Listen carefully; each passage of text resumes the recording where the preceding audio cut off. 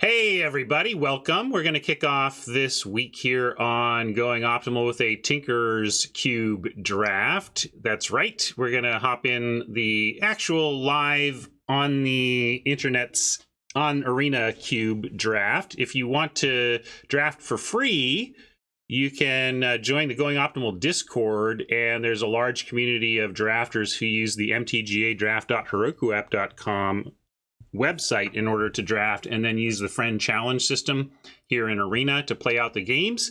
It's a way that you can enjoy this cube against friends, against people you've met in the community here, and you get to draft and play in pod, and that's neat. There's a couple of two-player draft options on that website as well, so I just want to push that as an option because, you know, we're talking about paying gold and gems to get less back on average. You know, even a good player is going to have a really tough time coming out ahead in the this economy on Arena with the Tinker's Cube draft in the official queue.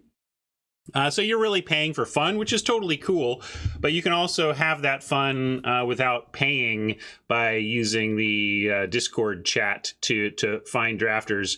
If you want to have some fun with some paying, I highly recommend checking out my sponsor, CardKingdom.com. They are purveyors of physical Magic stuff. They can't help you enter a Tinker's Cube draft on MTG Arena, but they can sure help you set your own up on your tabletop. You could build a Tinker's Cube through Card Kingdom's inventory only, I'm sure. I mean, maybe not every down to the last card, but probably. I would be surprised if they were out of too much that was in this cube. Although sometimes you get a hot spike when there's a card that blows up in some format or another, and then suddenly nobody has it for a little bit until till those buy lists get cranking. And of course, I always like to mention Card Kingdom's buy list. Their buy list is incredible. They pay more on average than really anybody in the industry for your cardboard. So please check them out before you do any selling. Because they're just going to beat the competition for the most part on that front. And of course, they also have sweet Kaldheim pre-orders and stuff going on. If you're itching to get your hands on some Norse mythology on Magic cards, yes, they're going to help you with that too. So be sure to check them out for all your new Kaldheim stuff, and be sure to check them out via my affiliate link so they know you got there from here and you help keep me on the air that way. So thanks a lot, everybody, for that. All right, Tinker's Cube draft. I was talking with chat a little bit before we got going here. I'm enjoying this cube, but I think it's a bit of a it's somewhat false advertising to call it a Tinker's Cube, because that almost implies Dirtler's Cube. Like it's a Dirtle Cube. You kind of tinker with stuff until your big machine of 4 cards goes off and does broken stuff, right?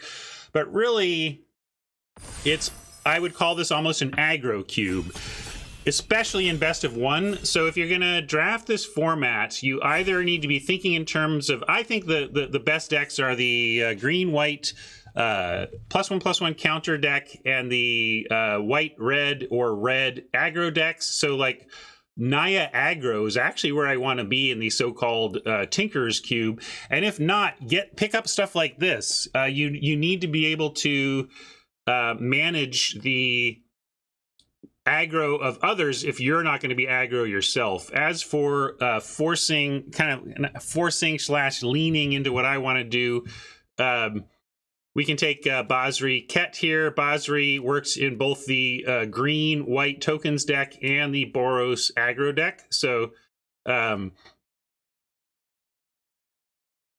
yeah, well, the nice thing about Basri is that it's a step into kind of 2 aggro decks that I think are reasonable. But Basri is quite good if you can be on the play.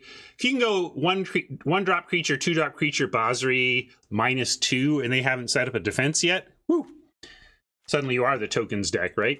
What else? Anyway, maybe we will a Pegasus. This has been pretty medium, but I'm definitely running all the 1-drop creatures I can in a deck like the white-based aggro. I also wouldn't mind this Florahedron back. But yeah, let's take Basri and do what I said, which is kind of lean into the green-white counter deck. So on that front, we have a Conjurant, we have a Swarm Shambler, Skewer the Critics, and Rigging Runner are the red direction. Golos is what this cube is trying to be. And this is, if I hadn't talked up the aggro and talked up trying to show you what I feel this format is about, this is like, if I'm not going to be aggro in this cube, this is exactly what I want to do. I really want to try and be the Golos deck. It is really fun. If you can pick up the Golos in the field and some crazy stuff to do on the activation, it's fun to play 5-color nonsense. But I'm going to try to show you the nonsense of getting low down here. I like an Ugin's Conjurant too. This is also a one, it's maybe even better than the Swarm Shambler. It's colorless.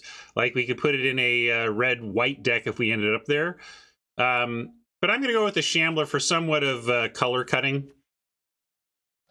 And to kind of stake a claim there, if I can.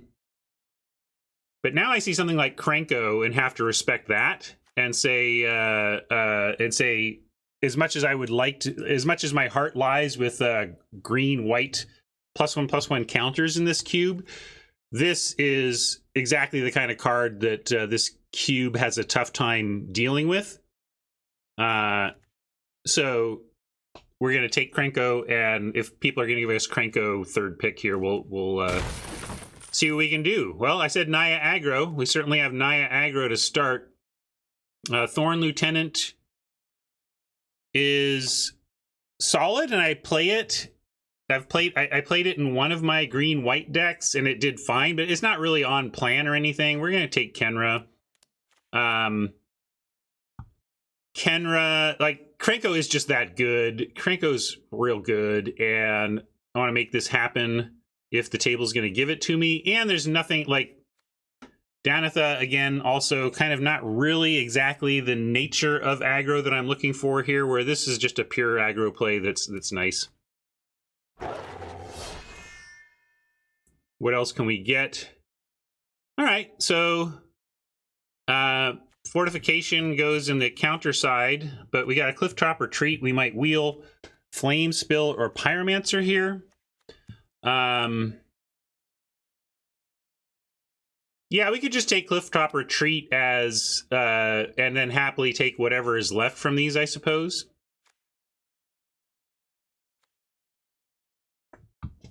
All right. A lot of chat likes the discipline of taking the fixing here. It does presume that we are going to be Boros in a way where if we take one of these two, we could just be mono red. Like, we only have Basri. Yeah. But we can, but I'll take the retreat. I think we wheel one of those, you know? There's a lot of stuff there that's likely to wheel. Okay, now we've got Scorcher for go wide. We've got Lieutenant for counters. And we've got Trusty Retriever. Oh, no, sorry, this is not what I was thinking of. I was thinking this was a go wide. I mean, this is still possible. But yeah, I think if we're going to take a 4-drop, we want the Basri, right?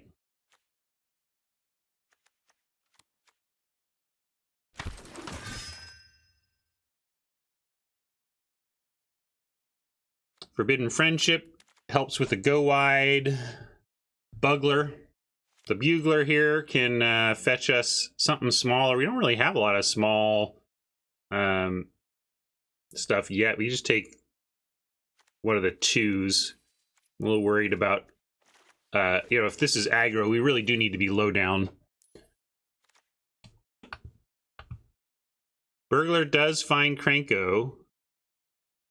That's a good point, Media.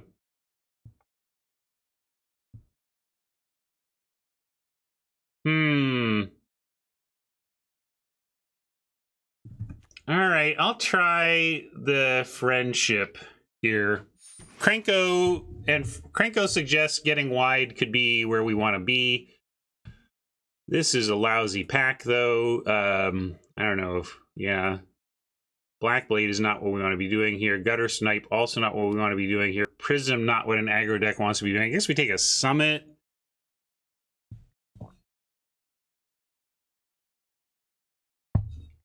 Maybe something happens here.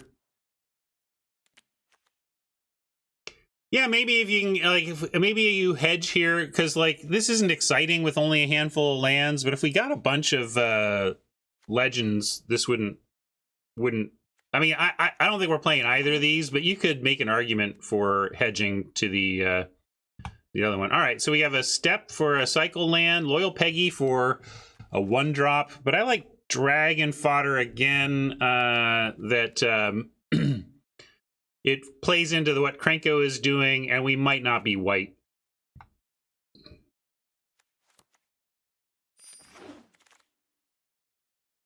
Rigging Runner, Forgotten Cave, and Unicorn. Probably just Runner. I do love the, like, we've passed the cycling lands here, but ETB tapped is tough when you're trying to get on with it. So let's take the Runner and continue to be as low down as possible here. Now we get a Spitter to add to that over the Crash Through.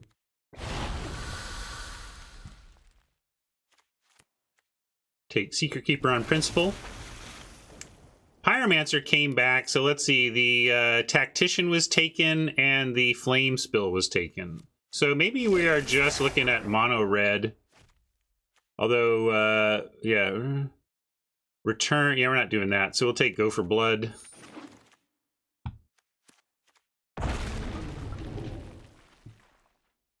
Yucky, there's nothing here for us. What a terrible pack 2 pick 1. I mean, miserable. Like, we're taking Pride of Conquerors in case we're Boros. Or Gustwalker trying to wheel Pride of Conquerors.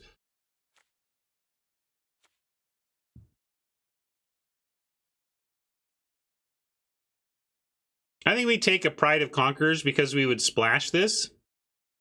Let's say we were heavy red, but played like a Clifftop Retreat, a couple other things. Yeah, there's a Dryad. I guess we're not locked. Like, this doesn't feel like where we're at, though. I'm going to take Pride and play into our Go Wide. We're definitely doing a Go Wide here, and Pride is a fine final play for that deck. Same with Unbreakable Formation. Dance with Devils, maybe we'll get on the wheel.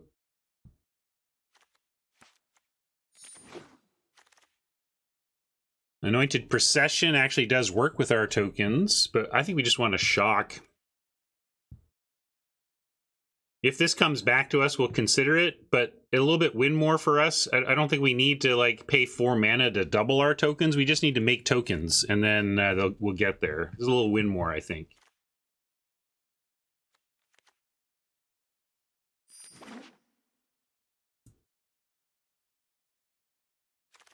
Maybe it's a little win less.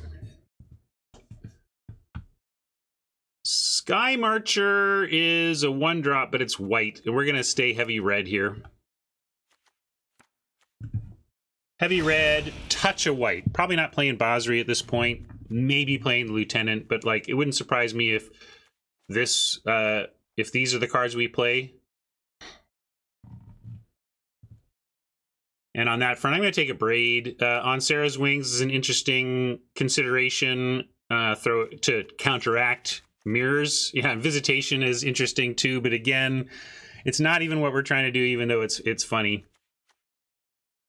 We're just going to take a Braid because this is what we're trying to do. We are trying to clear the way for our creatures. Temple of Triumph is really appealing, but look at what we've got here. A Firebrand, a Shivan Fire, and a Celebrant. I think we have to take one of those.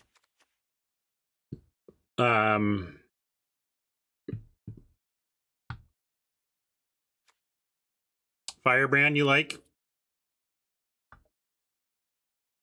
I like Firebrand or Celebrant. I guess we got a lot going on at 2 already, so let's take Firebrand. Yeah. Well, most of the cards we're seeing are constructed powerful. This is a cube.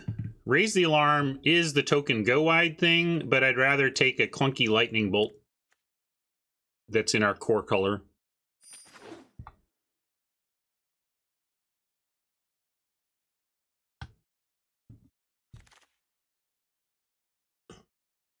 Judith is an interesting pickup here. We do have, that's going to make me want to bring in Dragon Skull Summit. Could we be red double splash? Like we pick up 2 more red-black duels and 2 more red-white duels, then we splash a Judith and a Pride and an Unbreakable. Sure we could, Fenor. If the cards came to us, we could. I'm not suggesting they will, but we're going to take Judith just in case. Although Judith does not work with tokens, as I learned in the recent RNA return. I'm going to put this in the board for now. There was just not, the opportunity cost to take Judith there was very low. It does give him +1, but it's a non-bow with the death. The death trigger doesn't work with him. That's all I meant.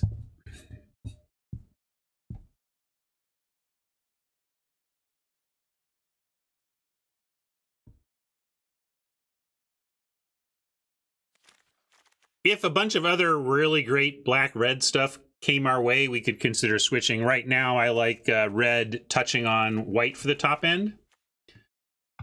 Well, Gustwalker came back, so probably we're going to get Unbreakable Formation and Gustwalker out of this pack no matter how we drafted it, but we can't use that Pyromancer.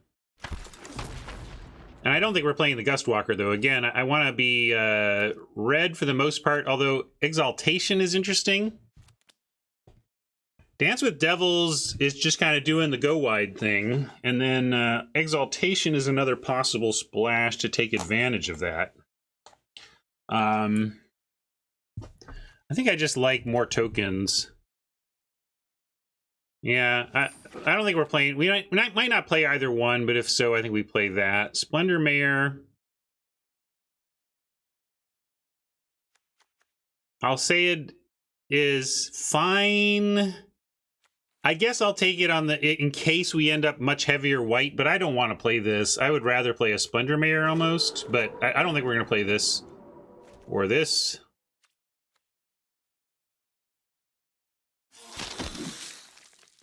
Sarah's Wings came back. This is where I would like this in best of 3. There's matchups where I would love to bring this in and matchups where I'd want to take it out, but I'm going to put it in the board and probably not play it. Yeah, I mean, I can put the white in if you want to. If we want to keep in mind what we could really do if we went half and half, I'll keep the white in there. But definitely Shivan Fire over Jaya, and be really happy about those as the last 2 cards in the pack. Best of 1, partly because my best of 3 was occupied, and partly because I'm trying to show that specifically Premier, the best of 1, is where aggro is at its best in cube.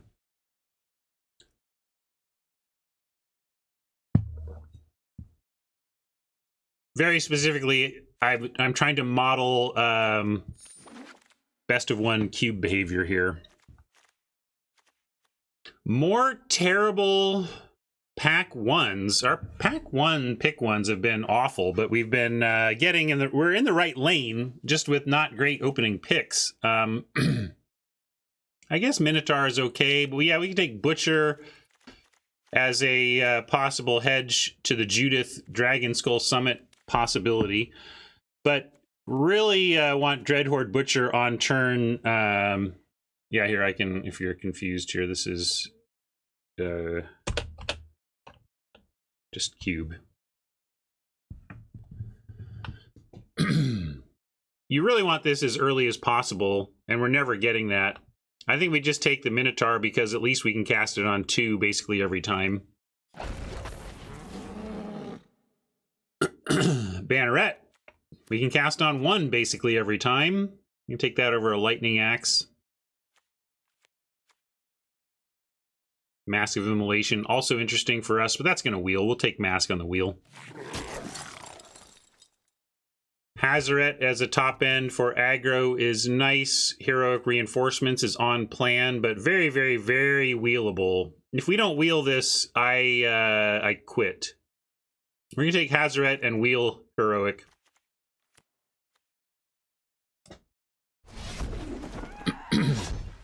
Nobody else is doing what we're doing. Ooh, Chandra. Living in a monastery full of firebrands? I didn't say what I would quit.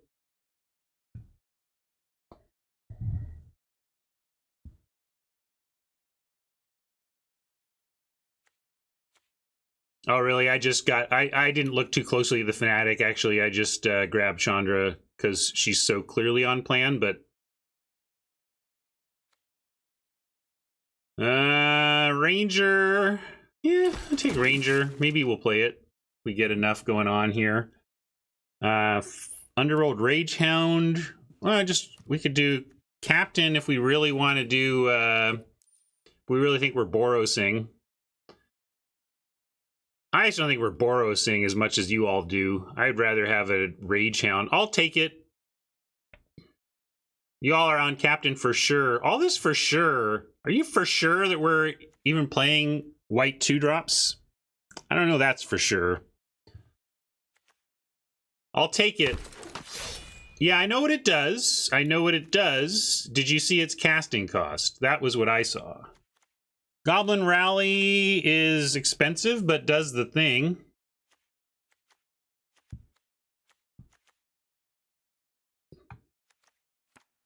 I like it over Reunion, I guess. Start does the thing too. But we don't finish. We start but don't finish.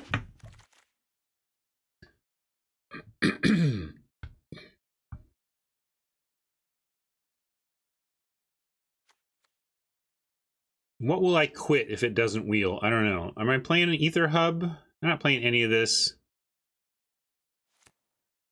Yeah, I guess it's a black spec on some level. I'm not playing the hub, though. You really? You're running the hub?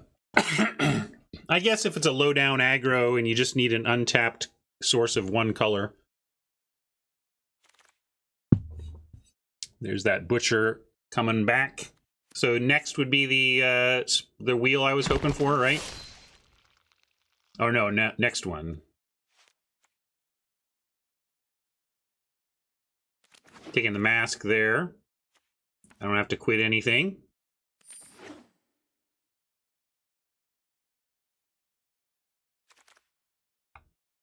And I can correct this mistake too. Do you think Lava Runner? No, we don't really have the spells for Lava Runner anyway, right? What does this even do? Yeah. This we're not playing. Making me read cards.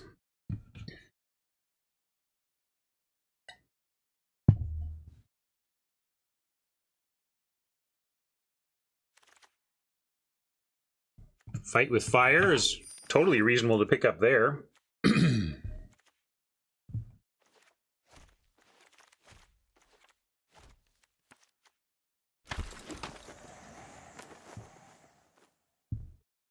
I just want to see what mono red looks like to start with.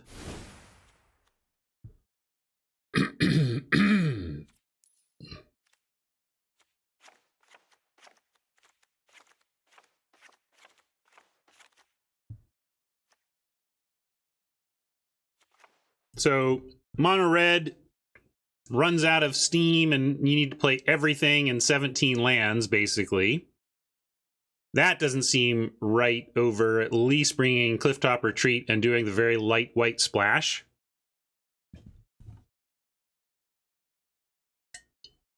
Math says full Boros. I don't like the early stuff enough.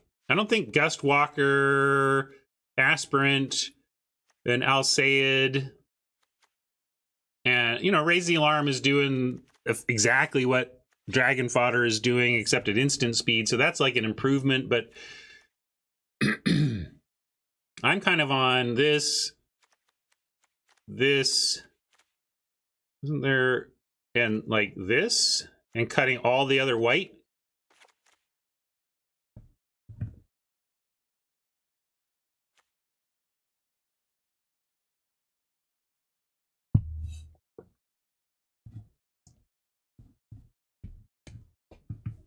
I don't think full Boros is correct. Just does not seem correct. But I'll pull it. Maybe I'm misreading. Oh, don't worry. We're not done with land yet. And I'll consider the captain too. Hold on. Just hold on.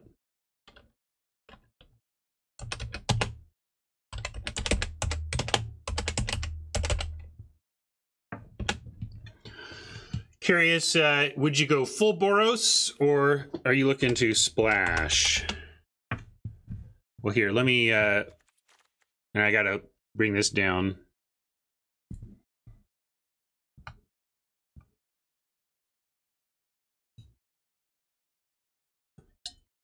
Full Boros means play Alseid, Sky Aspirant, Gus Walker, Raise the Alarm, Basri Ket, Lieutenant, Ranger of Eos, and we go really low down and cut everything that's even medium about anything else going on. Trouble is, we don't have much that's medium. The deck is so good, I just don't see why I shouldn't cut 4 cards from this and call it good.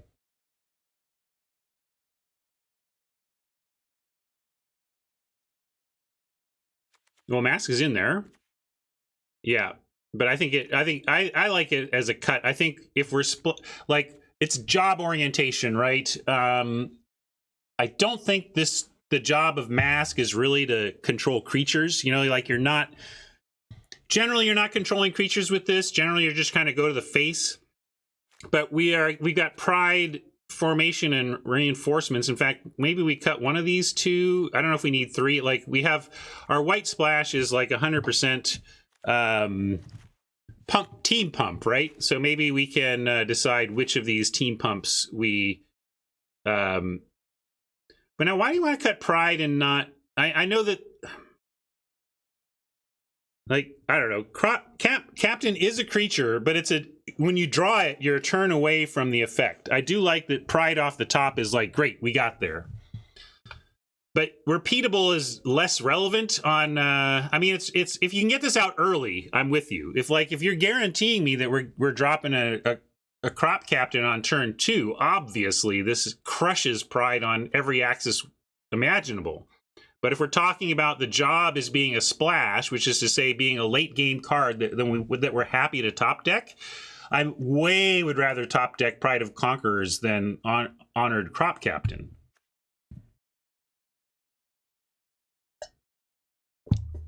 Does that make sense?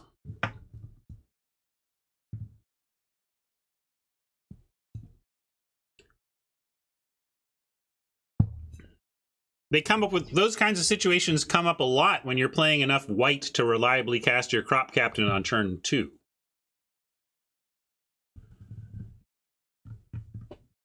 Well, this land is not here. Stop thinking about the lands. Is that better? Stop it.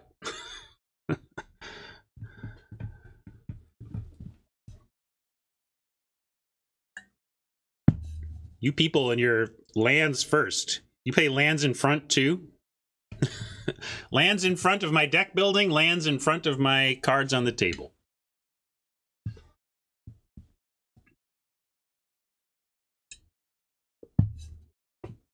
Yeah, okay, let's cut what we don't like about the red. That's a good call. Let's cut Mask. I like all of these ones. Minotaur is kind of medium, but is a 2. Go for Blood is kind of medium. Yeah, let's keep this medium, but we need 2, so let's keep that. I think we can say Go for Blood is gone. Yeah, I think Rally is too expensive. We want to be lower down than that. We want to top out at Hazaret. Dance makes Dance is dragon fodder, but the tokens are much better, and it's an instant. Yeah, I like Dance. Again, expensive. Wizard Lightning. Let's see what we have in terms of wizards in the deck.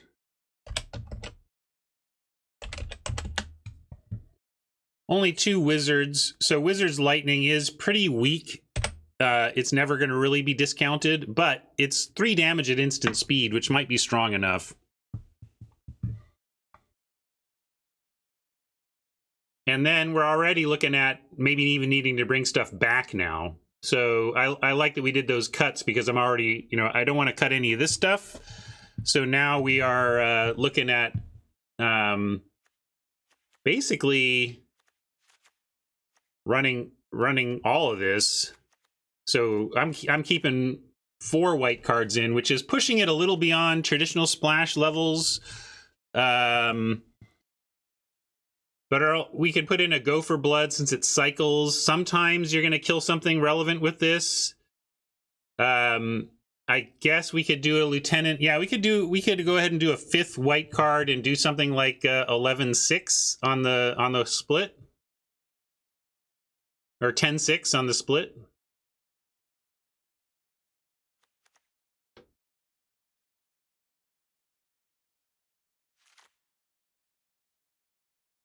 Although I almost want to do something cheaper if we do that. Like we can get a ranger. If we're going to play a white 4-drop, we can get a ranger that fetches some action.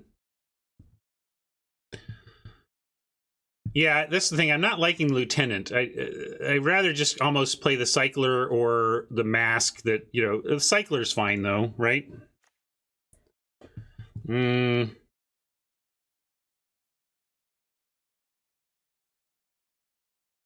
Oh my god. I am gonna mute you.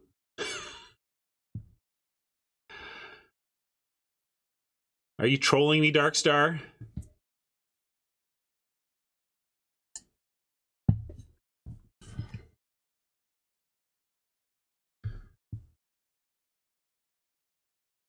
Yes, Jinx, it is wrong. Not that wrong. Judith is great with what we're doing, but the reason Judith is great with what we're doing is why the white is better, because the reason Judith is great with what we're doing is the reason that Pride, Unbreakable, Heroic, and Honored are great with what we're doing.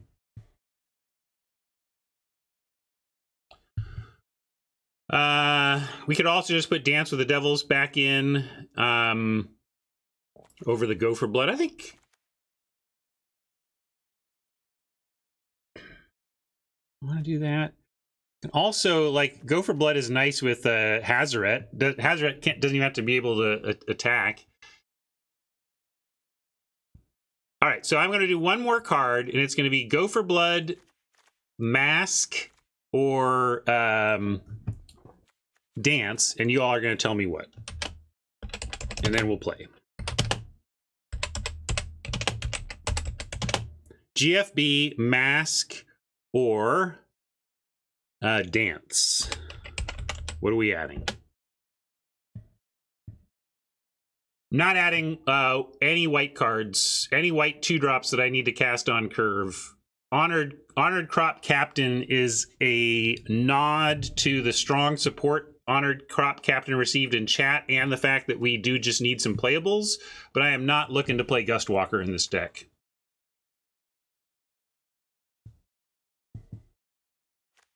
All right, people want to try the Mask. We'll see how that goes. But obviously, when we have the Mask in hand, we can ask ourselves, do we wish this was just Dance with the Devils or perhaps a Go for Blood?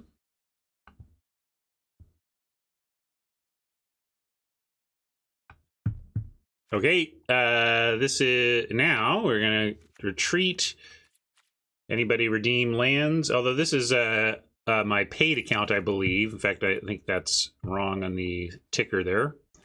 But the paid account, this is my original Arena account that I spent money on and has the Avon lands at the very least.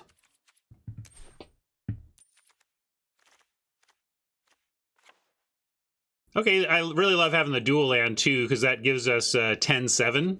10-7 is so much better than 10-6.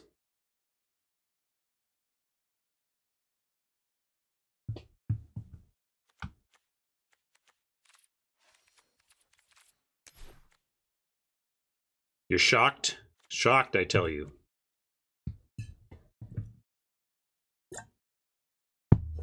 Zzz.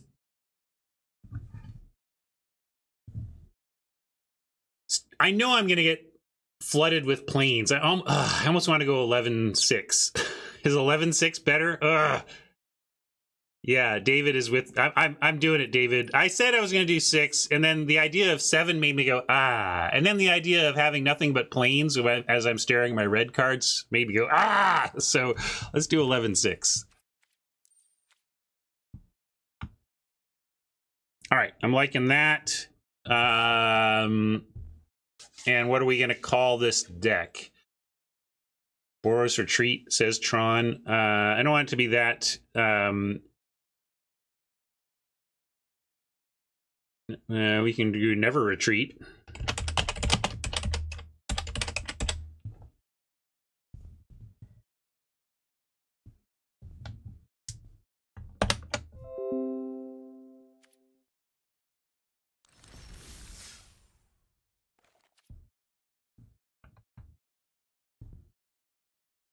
All right. Let's see if I can prove the point that aggro is king in the Tinkerer's Cube.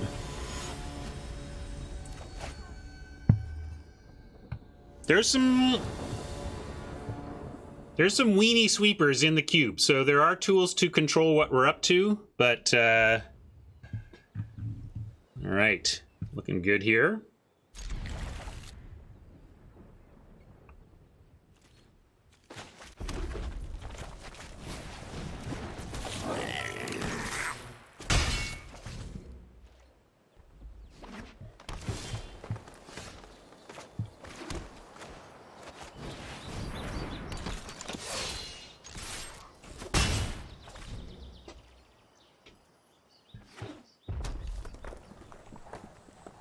Captain likely to get picked off here. Ooh. How about fodder, hold up, shock? Let's see. Whenever honored captain attack, if we attack, they're going to block. Oh yeah, we can get Cardboard Live going. Thank you for that reminder.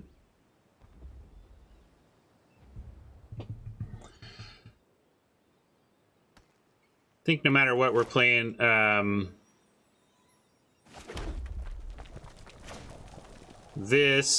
we could send in the Firebrand, and if they block shot, we don't want to do that though. We just want a formation next turn. We'll hold up shock. Maybe they'll play something else shockable, and then next turn formation on this squad is going to be absurd if they don't sweep right now. But basically. And there we go. With that on the stack, we can shock before it potentially gets to be a 4-3. It does give them the information that they know not to, you know, play to the... No, if we shock after a Fëanor, they could get to a 4-3, and then we can't shock it. Then we lose our Firebrand. I want to keep this for the formation.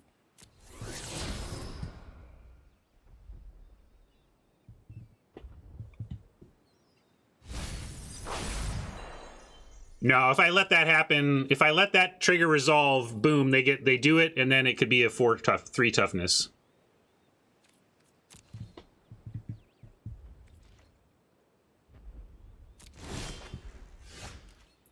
So friendship says we could wait a turn. If we don't think they're going to sweep, we could for friendship and get even wider, but that might be just like greed. Like this is going to be such a good play as it is that I'm not too concerned about that.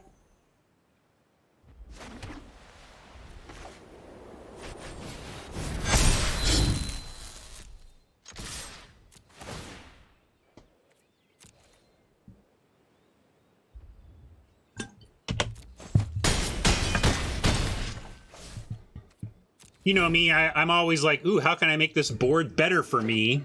But the way to make the board the best for you is to have your opponent leave it in sadness.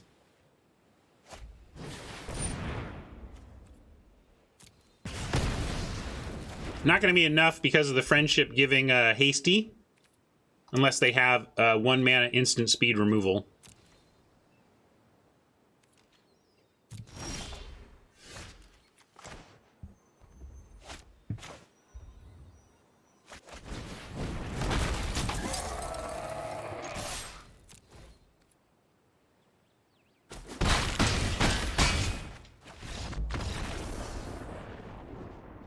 We tinkered.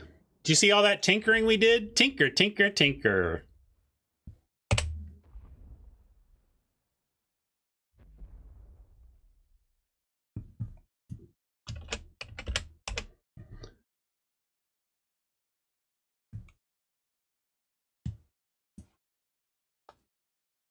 There was a cube on Magic Online that was, gosh, was it? I can't remember if it was when I was still there or not. It was definitely not when I was on the arena, on the Magic Online team.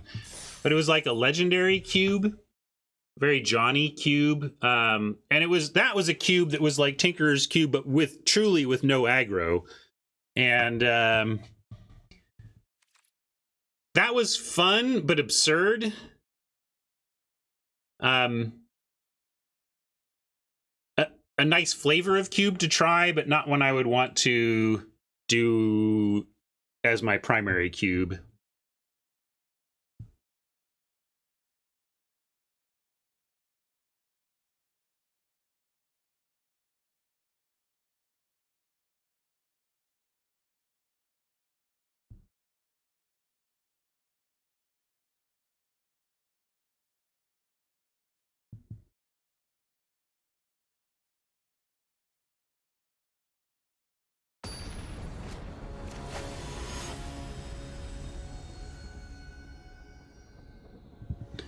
All right, here's an Oppo.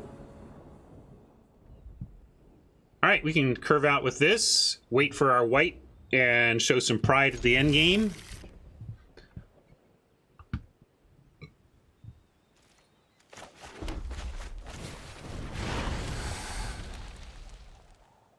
Mountain Scorch Spitter.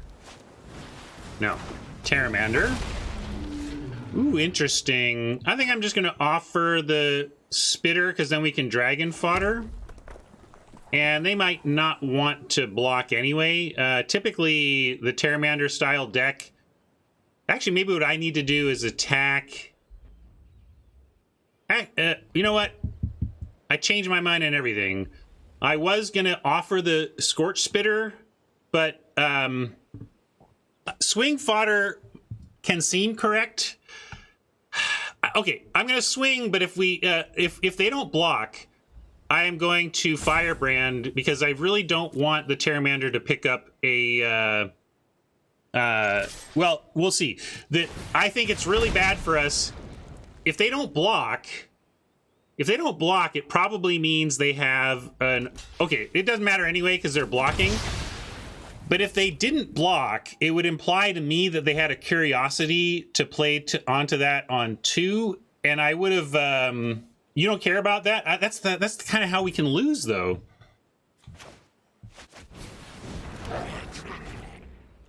If they get ahead of us on cards enough to actually recover position. Well, this is a really bad turn 3 for us, to be honest, but we'll do it.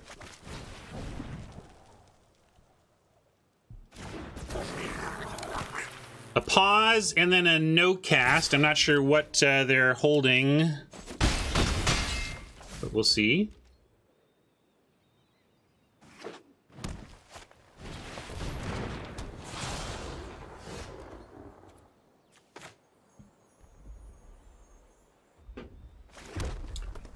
Banneret or just Mogus now. Fnatic doesn't do much, but it is enough to attack through an Efreet.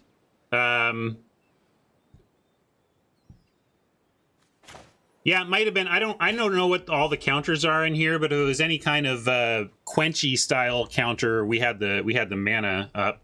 Yeah, Fnatic's not great, but yeah, what else are we gonna do, really?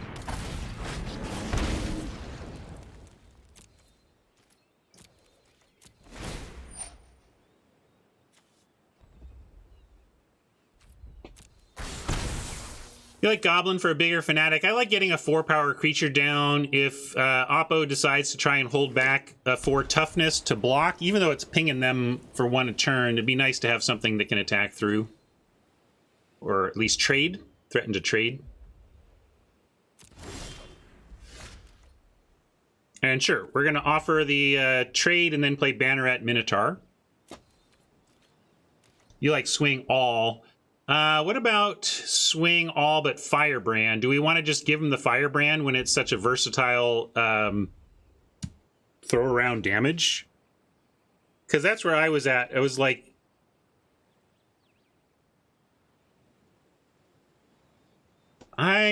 Fenner says yes, I say no. I think I want to leave the Firebrand back. That's my...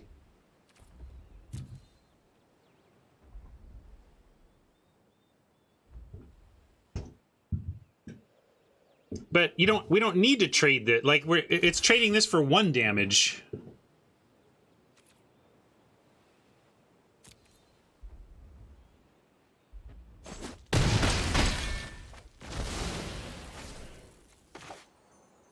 And now I like Banneret as more important, so we're going to start here. There's also the that blue spell that either looks at 4 or counters or mana leaks. So we're gonna both red guys. We got to figure out where we're starting. I'm going to start on Banneret as the one I least want countered.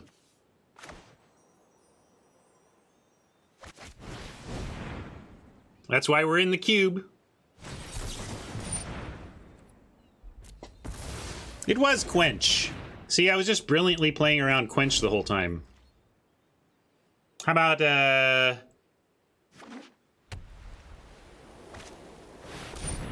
Ooh. All right.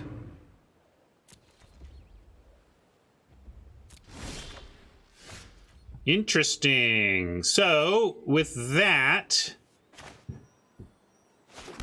Let's see, we have +1/+1 right now. We're one permanent away from getting Blessing. We could wait, but we can also just swing in. We could, well, if we swing in, we can pump the Banneret, swing in with everything but the Firebrand, Pride, and Firebrand to finish this off.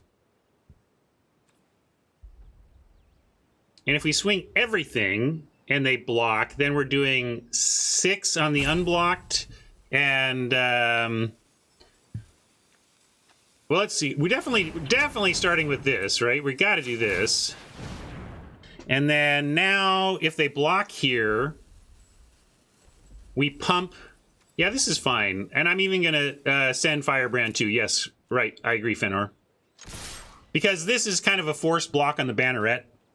So since this is a forced block on the Banneret, I like sending the Firebrand in too. No, I'm not going to double boost Banneret. We're going to use Pride. And they might not even... if they don't block the Banneret, we can consider pumping it instead. Let's see what they do, though.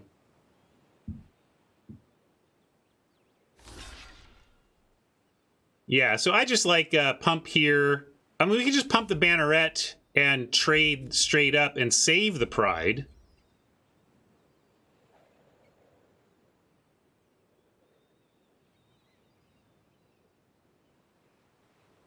So, yeah, let's just pump to trade, right? Because then we have this for next turn.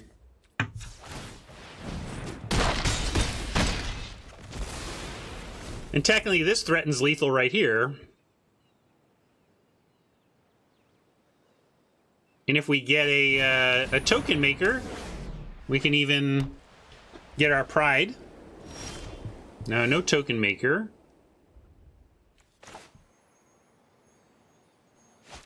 Gonna send in, though. We have the Pride available if they come up with something.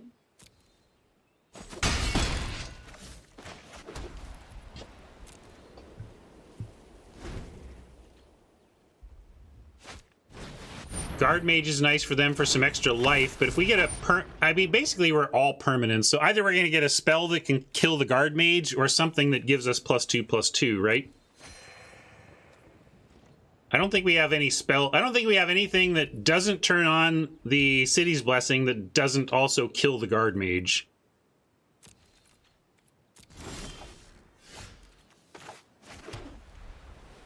So 7, 8, 9, 10, yeah. Nah, we have 16 lands, and we don't have any splans or anything, so 16 is where it's at. I don't think you could make a case for 15 given the well, Shock at least with Firebrand does kill the Guard Mage, but good point.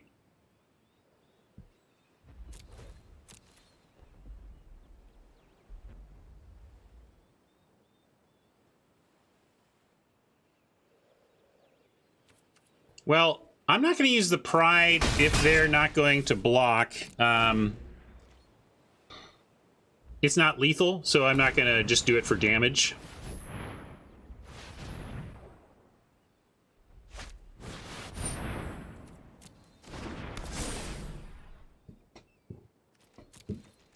That's not a big concern either, really. We're just looking to get wide enough to win here. What we want is just not lands anymore. How about that?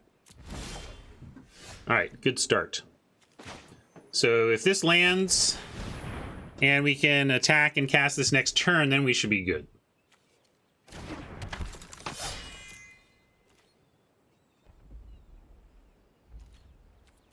We need everything to live, though. And Oppo's got 3 cards, about to have a 4th. And so I don't take anything for granted here.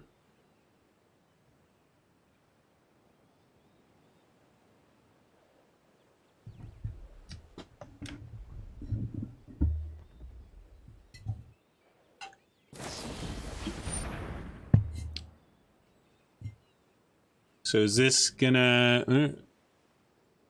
Okay, so they get a couple of wolf tokens. That's gonna do... It's cute. But I think we're gonna be okay with that, given the pride.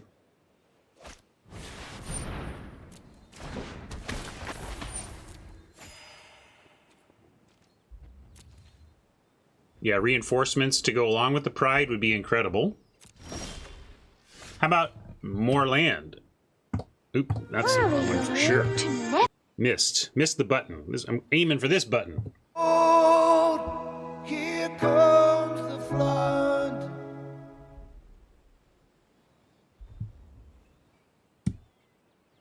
So we still make. I mean, this is still a good attack for us. We're going to send in and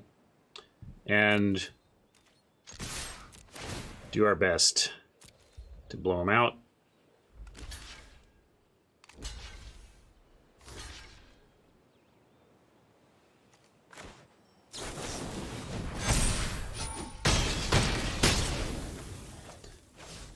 All right. I don't really have... I'll just disguise that. There's, like, this isn't a card draw deck or anything. There's nothing we need this land for.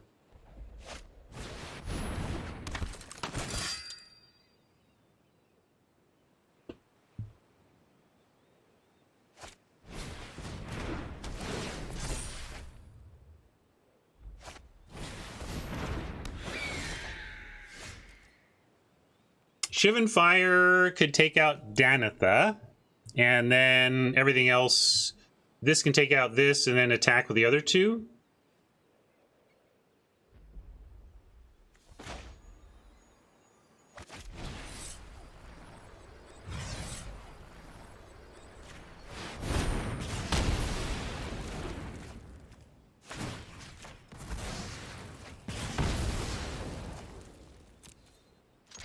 Hold on, East. Trying to win a Magic game.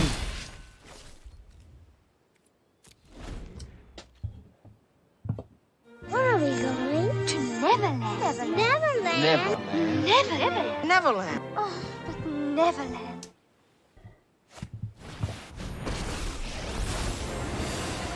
Created for one purpose, restoring The pacifism allows Oppo to get rid of our honored crop captain. Return to your place, interloper. But we get to... Well, I think we should get rid of Calyx.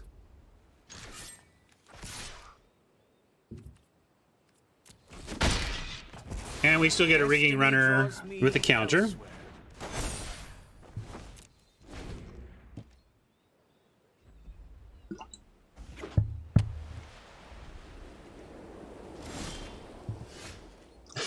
Wow. Hopefully we still get there, but the flood is real.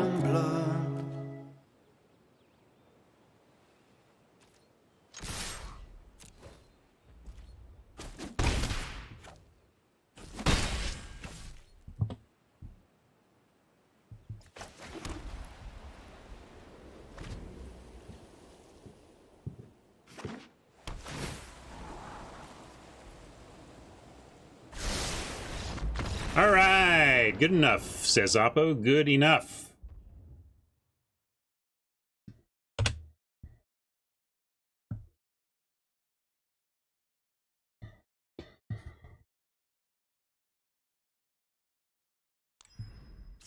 Well, for this deck to draw 9 lands or whatever and still win against resolved gain 3, draw 1 twice, it's pretty good.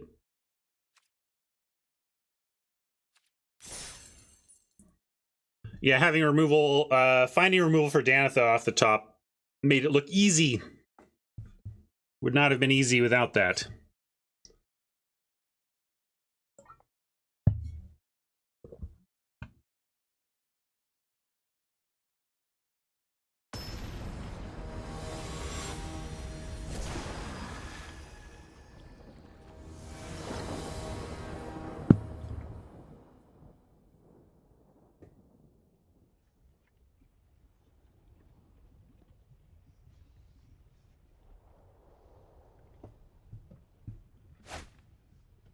Is the new set out this week or is that next week? When am I doing? When's the streamer showdown? Somebody tell me what my life is.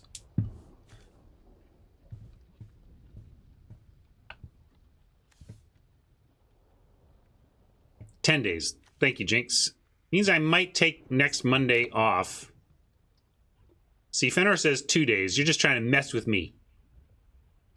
So we're going to keep this, and unfortunately we have no one drop, but Krenko with Shivan Fire on turn 2 is good enough. And maybe we draw... The thing is, there's nothing we can draw here. I guess we could draw a mountain and have Shivan Fire on 1, but that's not any... I don't want that. Like, I mean...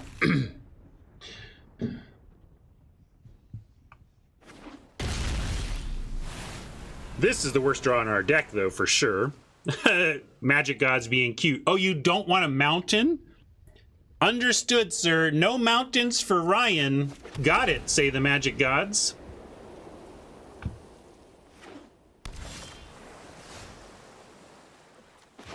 All right, this is a nice pickup, actually, because if we were going to have to spend turn 2 just holding up Shivan Fire, that would not be great. Instead, we get to actually try and do something here.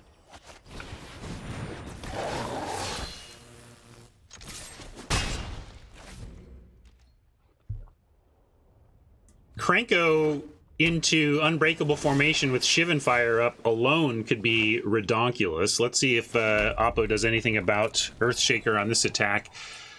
2 islands and a Triome suggests, you know, you can make an argument for not running out the Krenko, but I don't know. At some point, you got to cast your spells, right? I'm worried also this pause. It could easily be the Amonkhet block 3 mana, mana leak or draw. Look at 4. But what are we doing if we don't cast this? We're waiting to maybe cast Shivan Fire or maybe cast the formation. We have to say have an answer to our bomb or don't. I think this is getting countered though. So expectations set.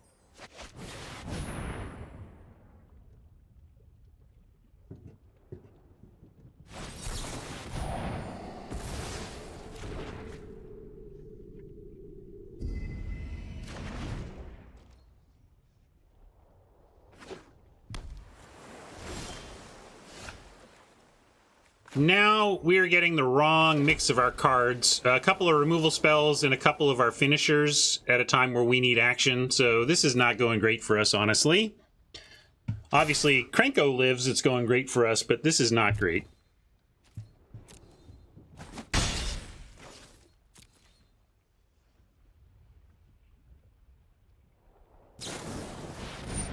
Outburst. So...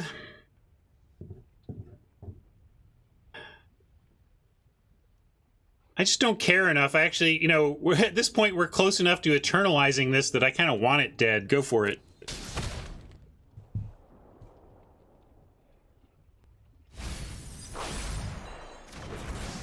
It's our deck's 1/6 drop at any rate.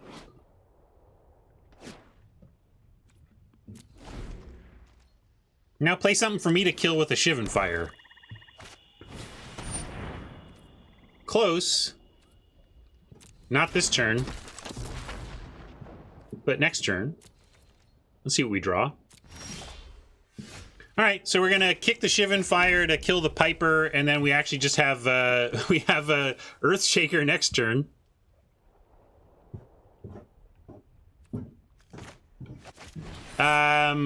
More counterspell up, but yeah, that's right. You great call because of that. I just started to process that, and Media, although Media is saying do it on their upkeep. The reason I wanted to do it now is that it's at least summoning 6, so it can't make a rat.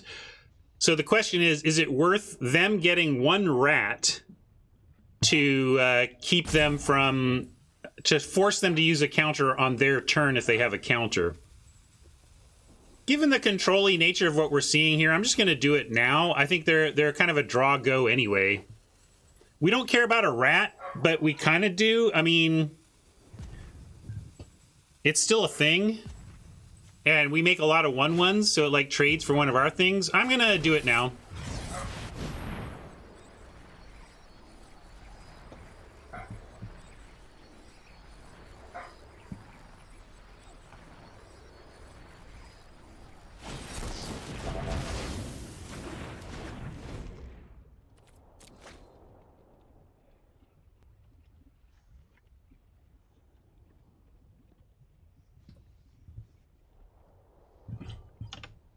Yeah, that's a good point too, that like even if we did make them use that on upkeep, they still have 4 land available. It's not like we held them off from being able to counter here. But we're going to continue to make them counter.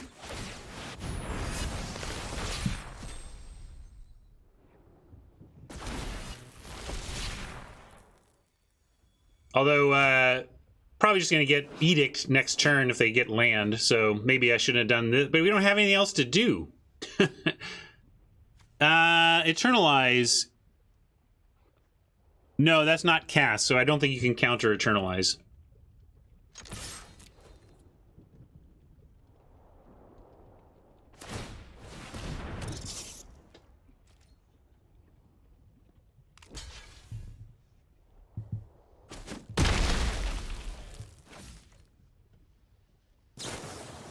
I mean, this should be the best deck in the world to face off a Chainer's Edict. We're just lucky they didn't have a 7th land there. All right, we got a 7th land. Let's start here. I want to see if this lands.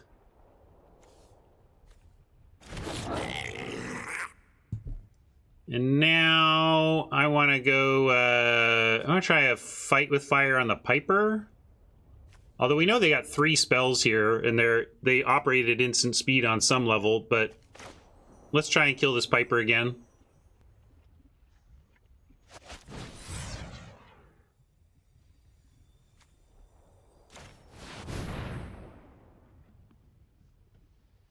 Still have Pride if we want to do that.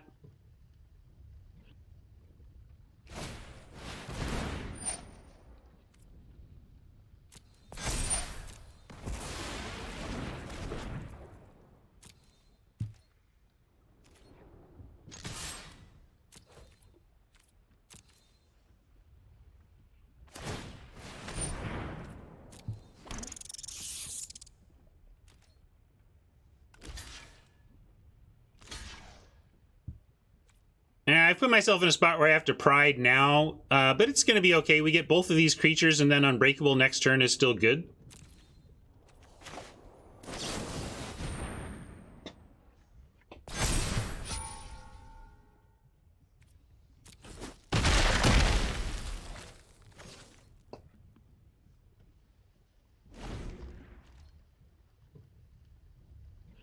Yeah, think of that as a removal spell for Cutthroat, and we're all right with that. Takes out a Piper token as well.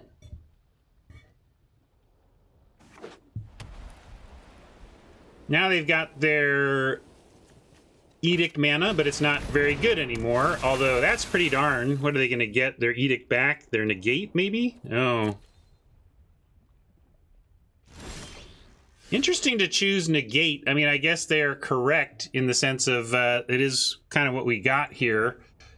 But I'm going to Mogus now. They can't counter this.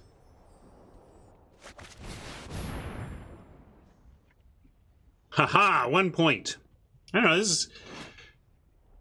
Maybe well, Formation just gets countered. Do we want to do that? I mean, they literally have the Negate and the Fabled Passage. Like, we can send, though. If they use Piper to make a creature, we can Formation in second combat, which I'd be fine to do. But now, see, they want to hold it up.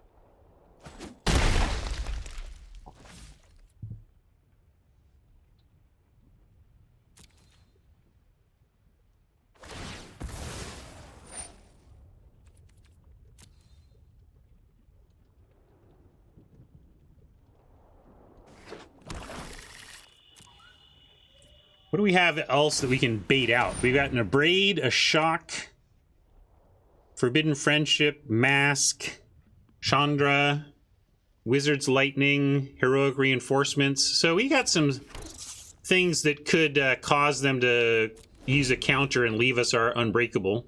Or heck, that are better than Unbreakable, so we use this to bait out the counter.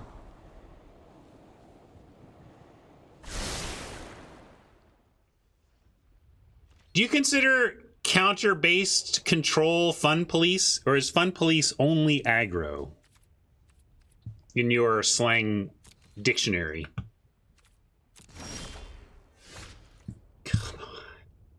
Oh, here comes the flood.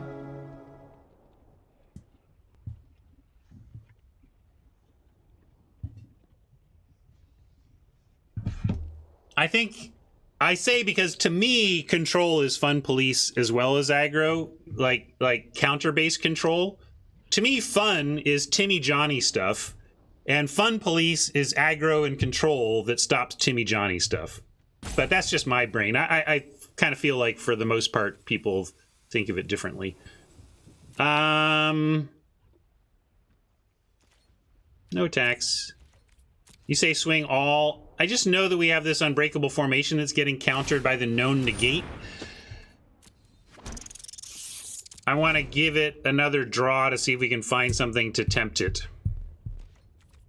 You're being Roddy. If you're playing 15 lands in this deck, you're doing it wrong, and we're at 16.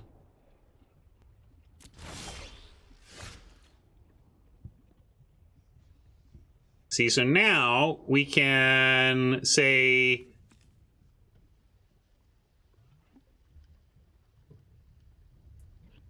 Well, if we want to abrade the Piper, then what we have to do is unbreakable formation now. So let's do that.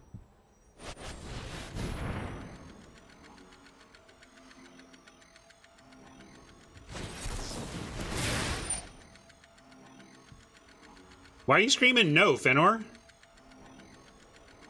Oh, you want to... No, I want to kill this Piper. I think the Piper needs to die. I'm fine with Piper dying. We're about to have our stuff stolen by Pipers. Yeah, we might not resolve either, but if I get to choose, I want to resolve the Abrade.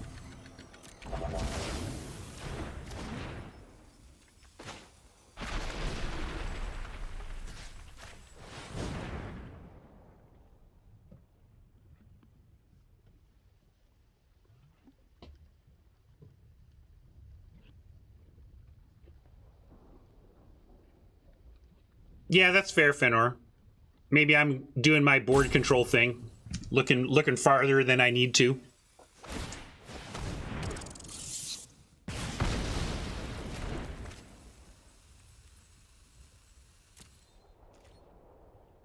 I'm gonna send the 4/4 though.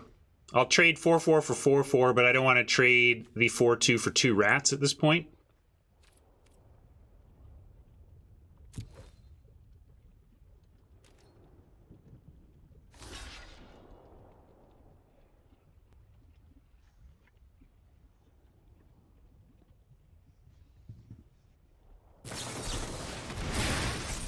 Oof.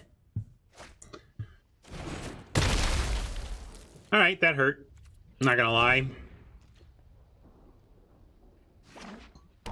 Didn't really think about it as a possibility either. I should have. If anything, that was a punt of imagination.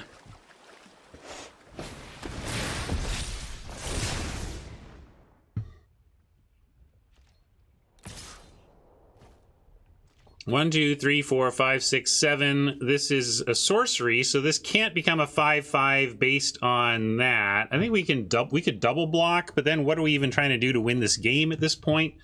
But if we don't look to try and kill this thing, what are we doing to avoid losing the game at this point? I'll double block.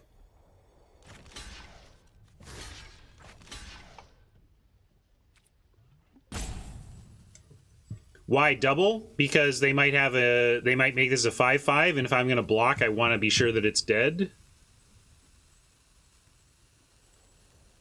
It's not giving away a 1/1 for free. It's ensuring that we actually kill this thing.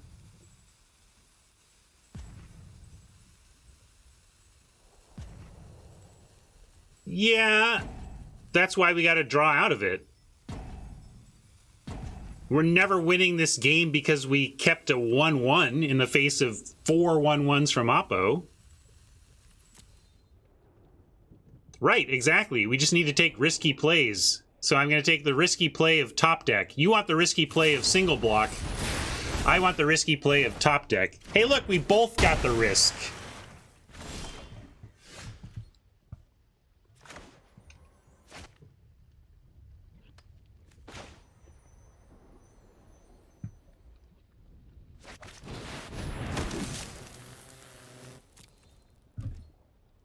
We can actually attack with these. If you want to lose all of your creatures for all of ours, go for it.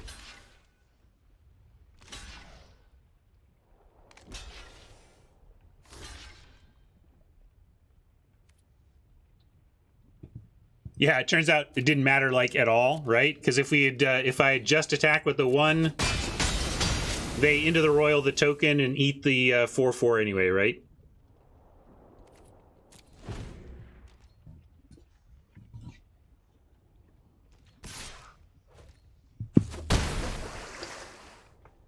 Tough spot for us to try and win a game of Magic, but we have enough powerful stuff that we can keep trying.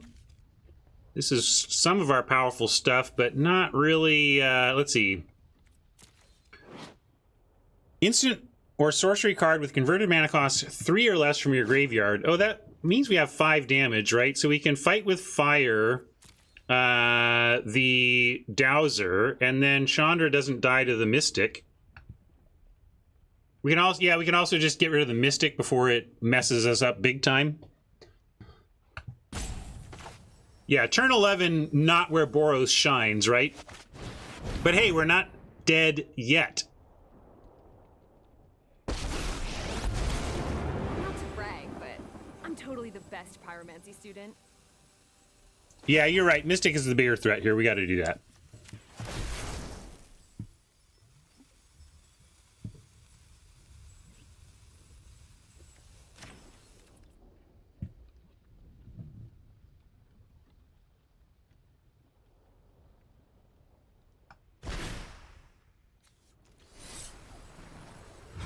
Looks like you can cast the kicker. If you wanted to, you could pay kicker, which is, I remember, yeah, that's how that works. Yep.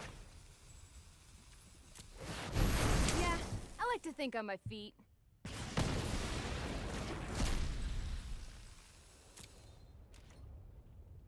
Thanks, Chandra. You're dead, but thanks.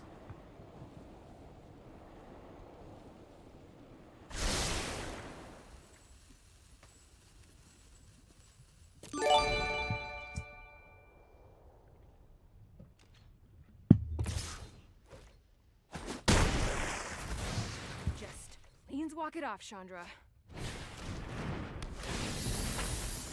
We're gonna get our Phoenix and win in the air in 3 quick turns, and I'm gonna laugh at Fëanor.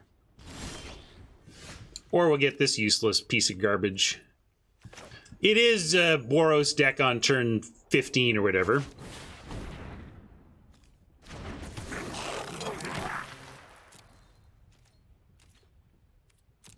Right now, we are going to block the Dowser and pick off the Champ. We might just scoop to that, though. We are not beating that. It needs... Like, we just don't have tools to beat that. Hazoret, Wizard's Lightning, Phoenix. Checking my deck. Nah, that kills us. That's really not beatable for us. I lay down my king.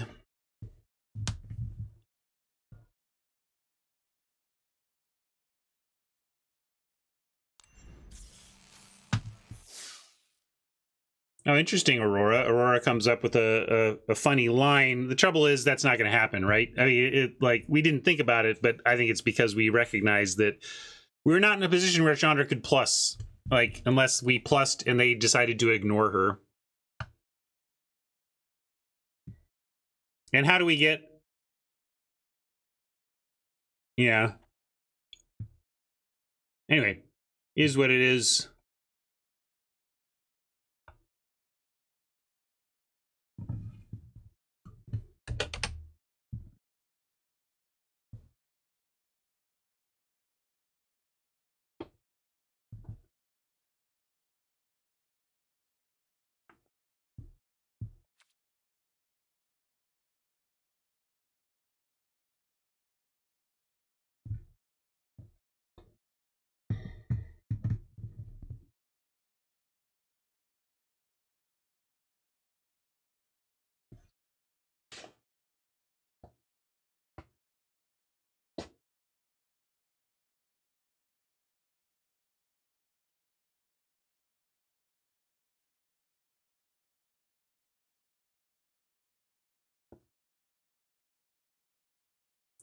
Yeah, something like 1 land.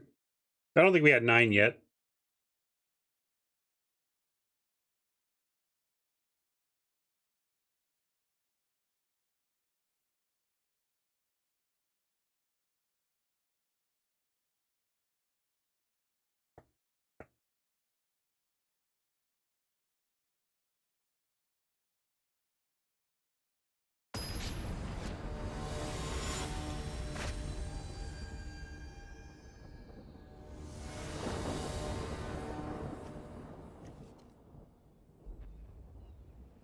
Looks fine. You can hold Shivan Fire up and then Pyromancer with other removal.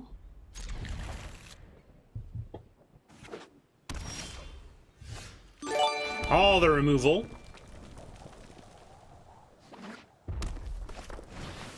Treasure.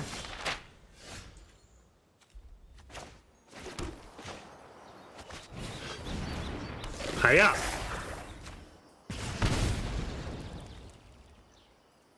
Consider abrading this thing before it turns into Value Town, but we're gonna abrade the clock before we abrade the map, I think. But if they don't come up with a sweeper, and if we can find some additional action, we should be in good shape against this kind of deck.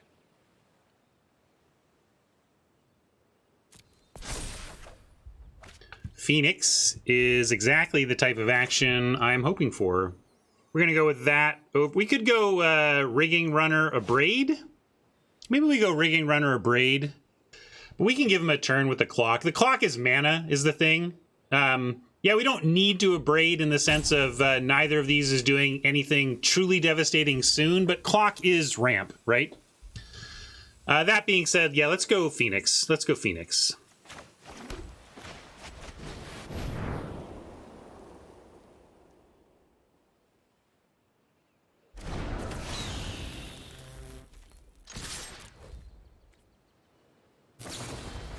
Unsummon. That buys him a little time. But hopefully we'll bleed him of cards and deny them new ones.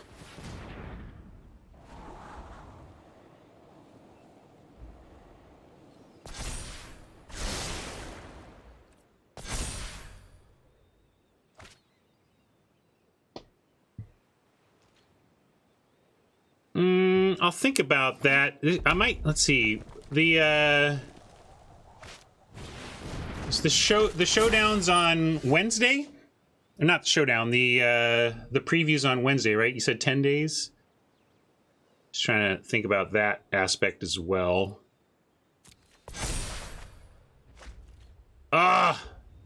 Here we get harmed by our mana base. 2 red is not enough to do what I want to do, which is Phoenix and Runner. So now what? Sadly, I think it's just... Well, we could abrade Runner. Oh yeah, sorry, Fire Runner. Let's do that. Let's do Fire Runner. I like that.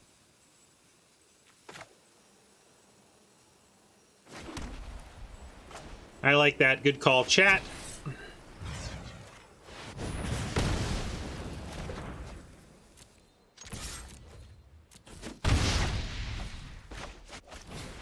If we can find a mountain off the top, next turn we could have a Braid Phoenix. Oh, sorry. Sorry, Hat. You got it. Where did it go? Where did it go? I forget this, that we have a thing for this one.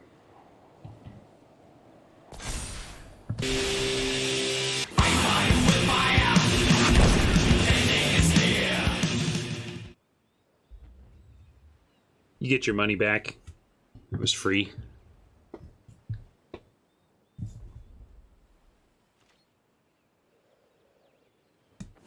That's because I always forget it exists.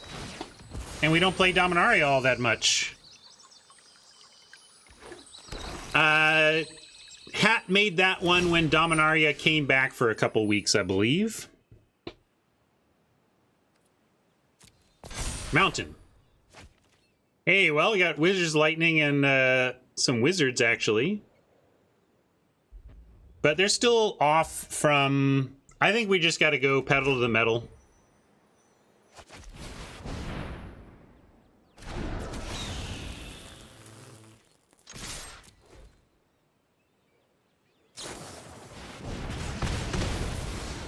Yeah, it's okay. How many extra? 3 other, and we have 2 right now with a couple of removal spells that we can get on with. So we'll be able to get this back pretty soon.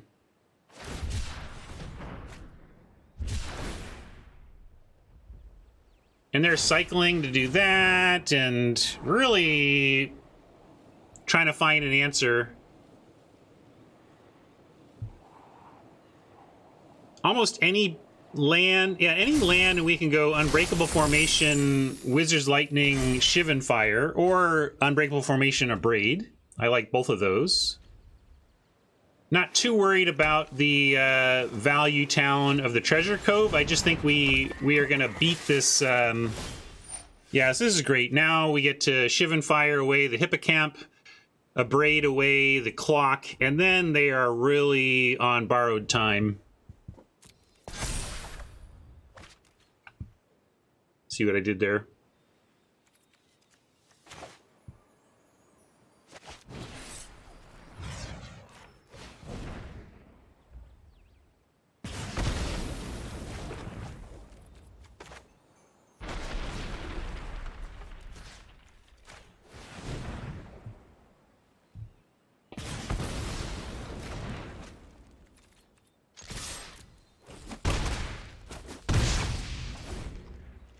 And now we have Phoenix fodder. So Phoenix is attacking as a 3/3 next turn.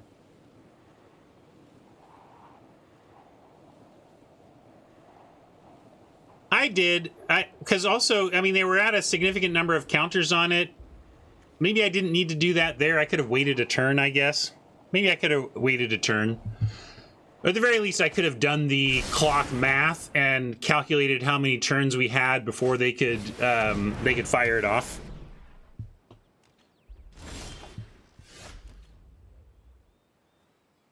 Yeah. So now we can get in for 5, but not 6. Formation plus. Yeah. Sorry. I'm just doing the math. I knew we had lethal here. I was just trying to find it. And Banana. You all found it before I did. I was going to get there, I promise.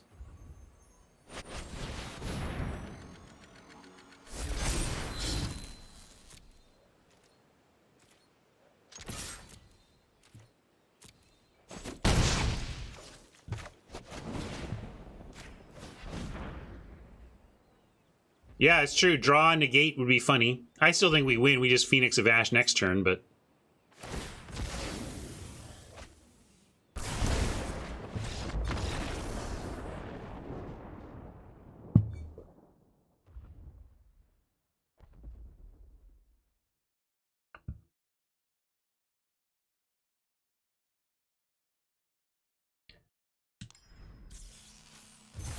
Well, if I've got the mana and it gets him dead, I think of it as a bargain.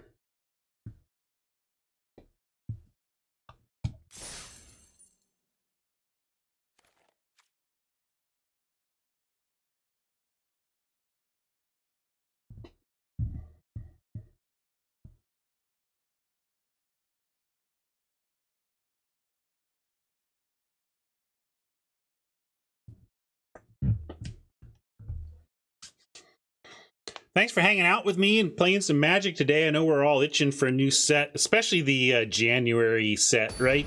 Ugh, such a long time between the fall set and the January set. So even when it's a good one like Zendikar, I'm itching for new. This is looking great, though. Our ideal curve, if we don't get interfered with here, is going to be Firebrand into Honored Crop into Earthshaker for bonkers turn 3 attacks.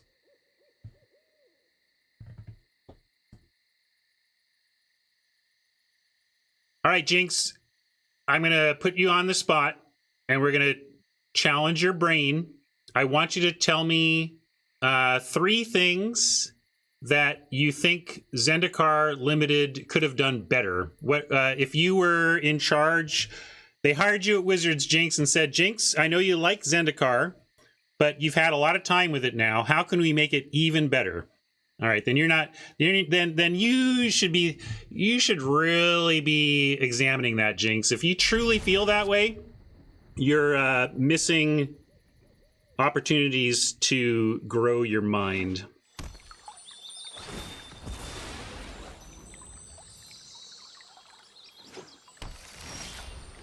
I would send him back to the drawing board, or, you know, a huge revamp of green-red landfall.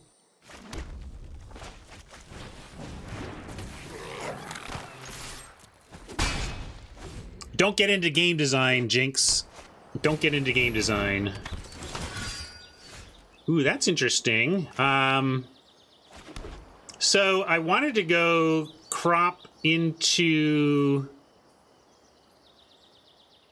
And I think we can. I guess we go crop here because we want to block the Vanguard token, but we do want to ping this Vanguard. I have Zendikar between good and great. I think it was very good.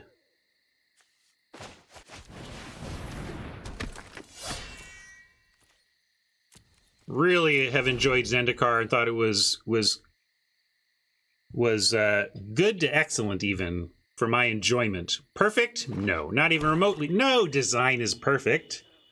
Oh, come on. Look at this Mardutron nonsense from Oppo. Aggro, don't respect this mana base in an aggro deck. Although we were talking about splashing black and whatnot too, so... Although we were talking about splashing black as a second color, not a third. Oh, that's on me. Sorry, Oppo.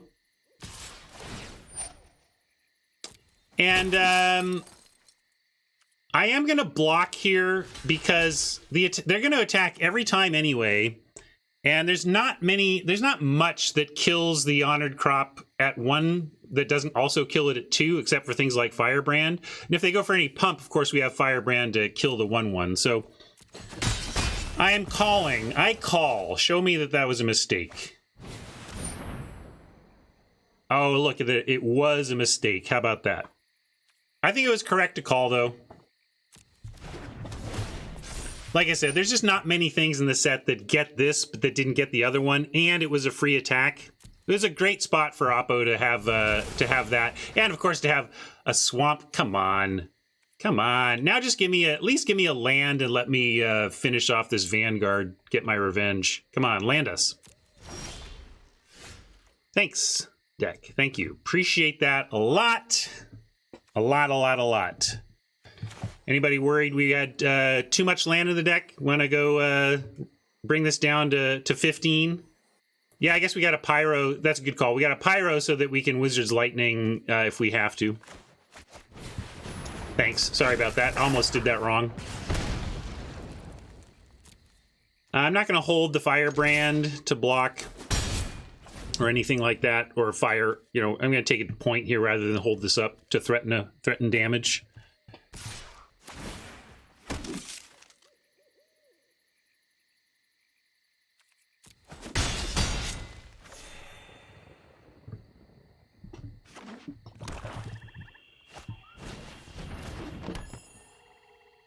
All right, Jinx is doing his homework. Good work.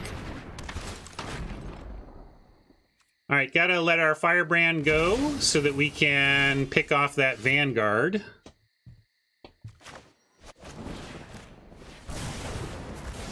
And now it's, you know, not the best, but not the worst. We can block a Plague Crafter and clear the board, and then we've got a much better hand, presumably, than Oppo. Well, maybe not anymore. You have any exile type damage? No. At least we have, let's see, if we do this, she's just gonna be dead. So we go Earthshaker and swing? I mean, I guess we're just racing, right? Maybe I Earthshaker send 1 and keep the other back to threaten the Plague Crafter on blocks.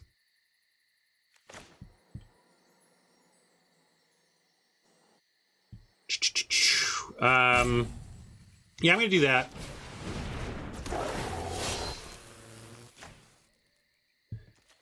going to send the Earth Shaker. Maybe I leave them both on blocks. I want to keep the Pyromancer, partly because one of our potential sequences here is that we draw a basic land, and because we have the Pyromancer, we can go get the Wizard's Lightning and use it on the Shade or the Plaguecrafter. But if we attack, we could also attack here, but then we're taking 8. Then we're on a 2-turn clock. Can we beat that? We get them to 14, go to 8, and we crack them back for not nearly lethal, and then we're dead. All right, I'm going to say no attacks. I really want to be able to block the Plaguecrafter, and that means being able to do that through one piece of removal. We'll get Hazaret down once we can empty our hand, and then that is a thing that can block the Skyclave indefinitely. And we did, in fact, get the Chandra plan. If we want to kill the Shade, of course, it doesn't do it permanently, but I think we have to just to buy time. This is a time purchase. Chandra Nalaar, Pyromancer extraordinaire. Mostly.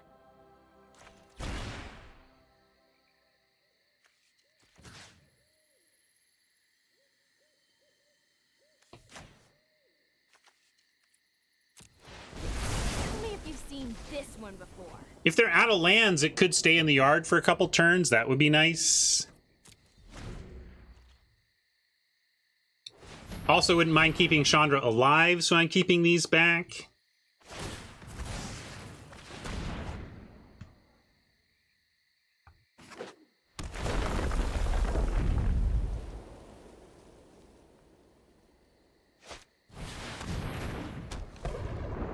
Well, ooh, that I was gonna say, hey, we can manage a Citadel. I don't know if we can manage a Citadel with Timurat involved. I liked our chances until Timmy showed up. Where is our? I think I've actually pulled Timmy from my roster entirely. Timmy's not even on the buttons. But we'll go Kenra for sure. I might be able to find it. Let's see. Let me find it for you. I just have to do it manually over here. Because you all have made me too many memes. Too many memes! Oh my god, there are so many, gang. You have no idea. There are some who call me Tim.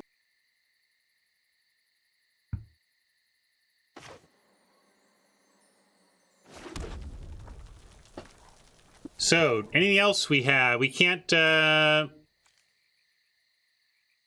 plus Chandra to any great effect. I guess we're going Fanatic, and then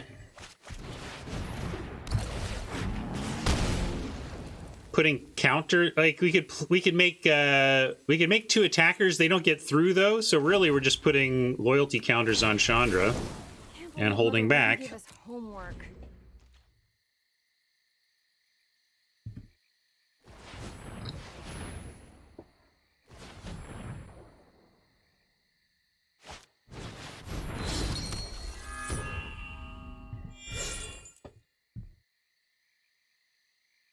I don't know how we win this one. I just feel like we're up against so much life gain that it's going to be too difficult. And like Timurat took one of our big answers there. I guess Hazaret might just have enough to, if we get a land off the top, we can even go Hazaret, Pride of Conquerors. 1, 2, 3, 4, 5, 6, 7, 8.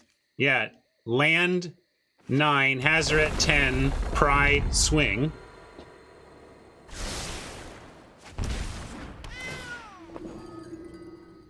But this is getting farther and farther away from reality for us.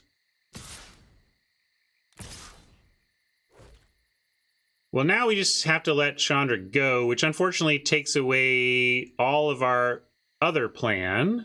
But she did a good job of diverting a bunch of damage, at least. I guess we could try and trade for the Eidolon. We could do this. Maybe we have to do that.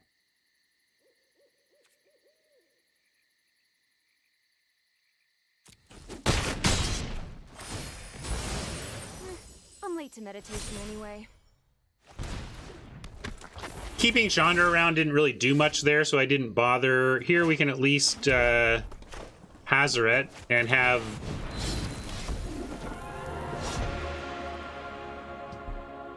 the ability to block and chuck things at face. Just I don't know if we can race all of this.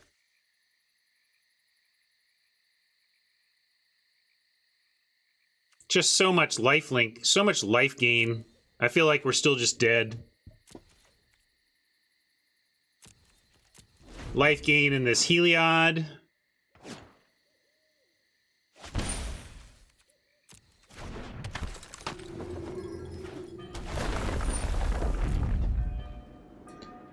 Slipping away, slipping away.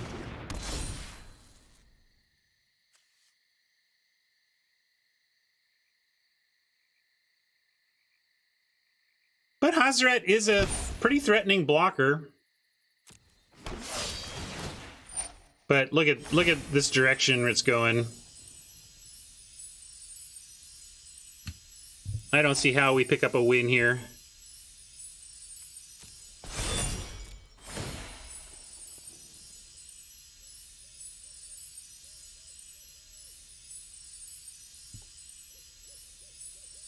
Should we move on? Let's move on. This is waiting for Oppo to click buttons, and I got better things to do.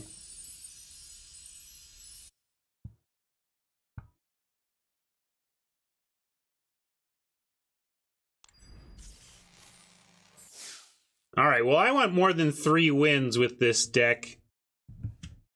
Let's get in there and tear up the 2-loss bracket. Our deck is good. It's been a little frustrating on how it's drawn today. I took a risk that I still, in retrospect, think you kind of have to. Like, I don't know. Is anybody there not blocking on turn 3 when Oppo's sending in their 1/2 flyer and making a 1/1 token? It kind of led to a blowout that I think cost us our ability to compete in that game. But I don't know how you don't make that block.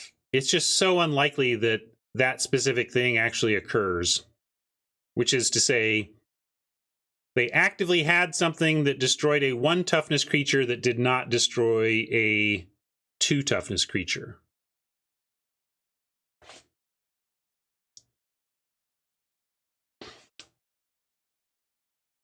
And yeah, Oppo rewarded with all 3 of their mana in a 3-color deck on turn 3. That helped as well. They'd been stuck on black or something, that would have given us a little time.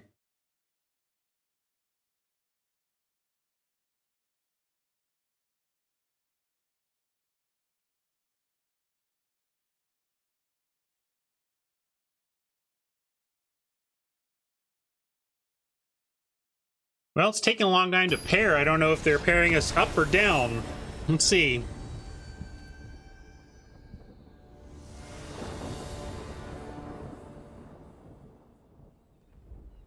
Or weird error.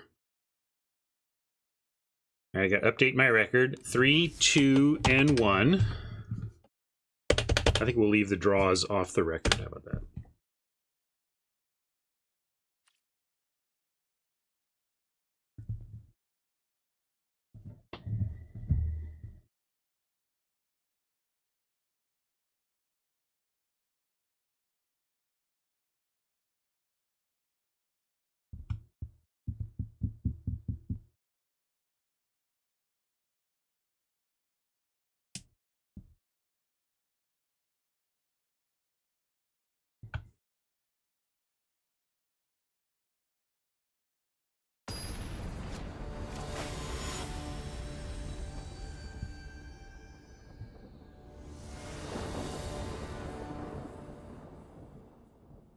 All right, I got the play like I wanted. I have a dragon fodder on 2. Got a lot to follow, but not... This is not a great hand. We don't have the mana for our high end, and we don't have our low drops besides fodder. I still think we keep, though. But this could go off the rails. I'll try to not be salty if it does. This is just a keep, but it's a keep with the potential to just fall apart, you know?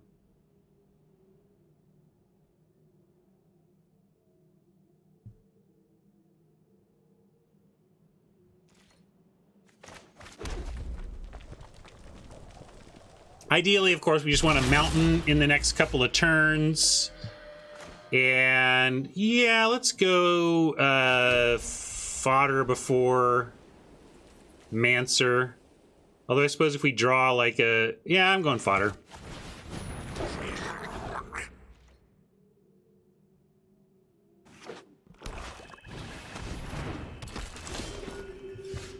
Shocking.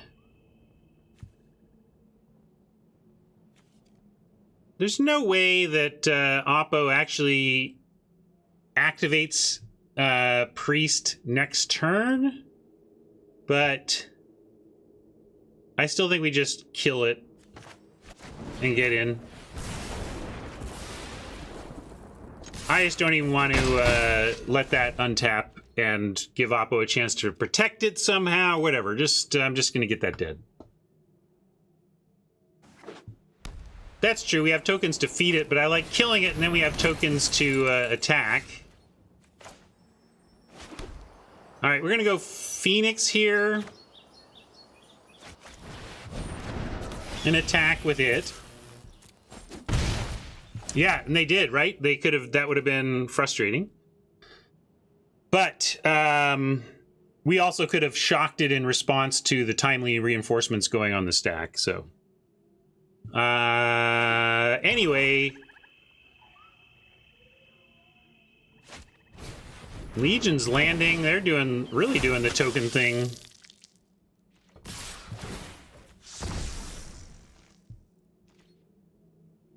But we are too. We're gonna race them. Do what we can on the race here.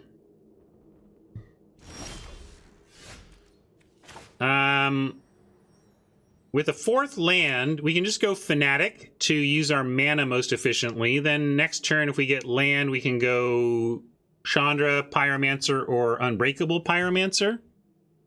You like Chandra's Swing? Chandra's Swing is some damage.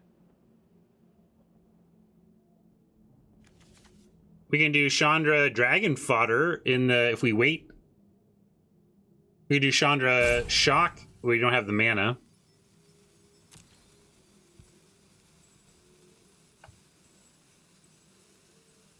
Yeah, I like the Fanatic for its ability to protect Chandra. I'm gonna send Phoenix and play Fanatic. That was my gut. And then if we do find another land next turn, we're gonna be so happy with having a 2-spell turn 5.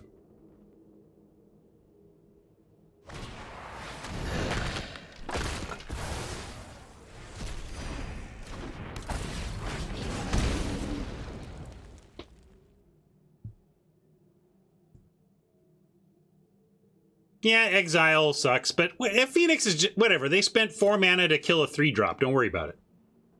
We spent 3 mana, they spent 4. We got a couple of attacks with it. What do you want?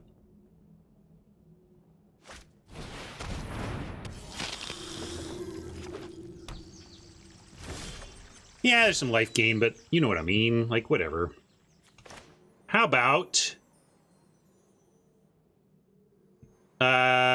Viashino Unbreakable? Then Chandra on a post-Unbreakable board with a pretty nice set of defenders.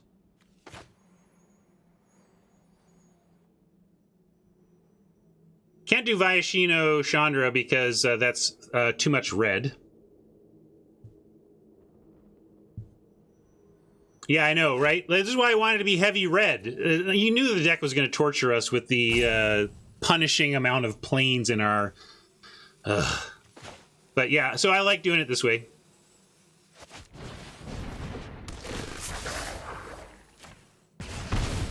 Veto, scary times here, though. I don't know what we do about that exactly, but... Starts with this.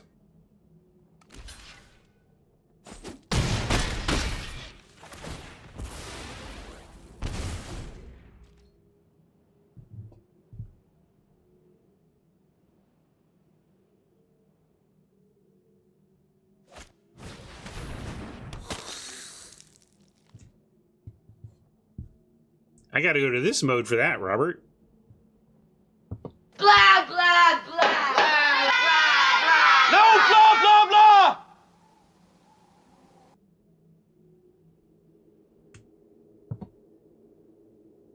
I rejected the Neverland meme because I can't remember if I fired it off or not. And now it's not the right time anyway, so... Well...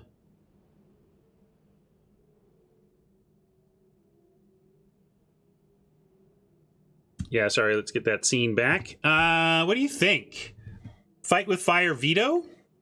Vito activates on 5. 1, 2, 3, 4. Vito can't even activate.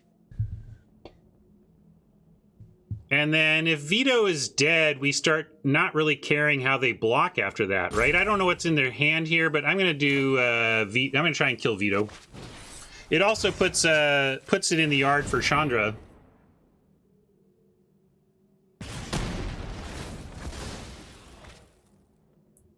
Blood Artist is big game as well, but we can use Chandra to get it back and kill Blood Artist if we need to, and we can even do that in one turn if we get a mountain.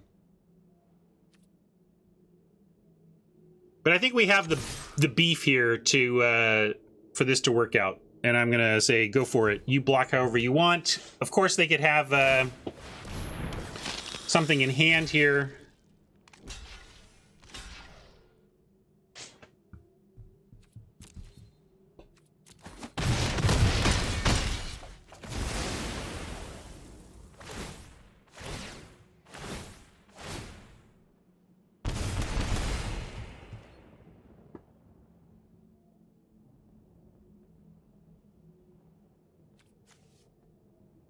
We have shock too, so we can Chandra shock with a mountain. I guess no matter what, we need a mountain to be able to do that in one turn.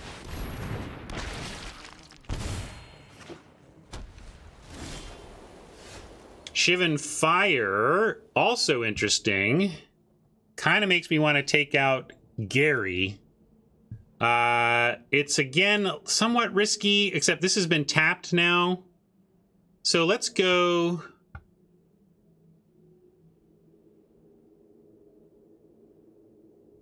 Although you could argue it's the same way, like we Shivan Fire Blood Artist, and then we can Chandra to get the fight with fire for Gary anyway.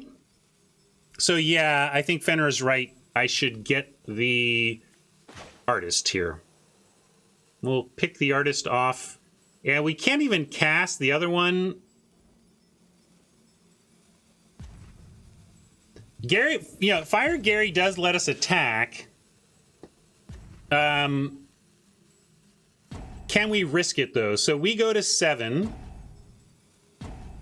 Then we're at like a virtual 5 off the Blood Artist, 4 from the land.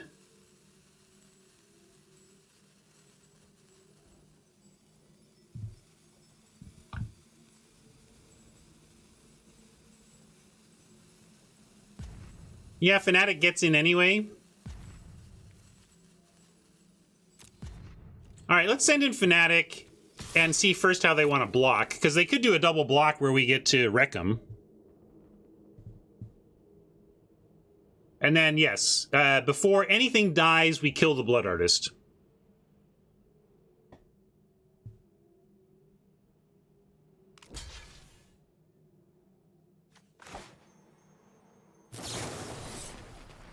I could kick it. It doesn't really matter if they can't draw cards.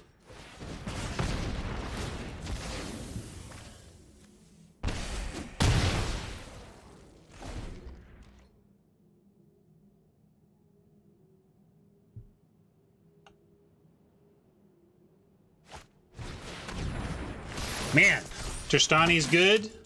Give us a mountain, please. We're going to go ahead and take that, because we just need a mountain and then we're reset again. Mountain. Come on.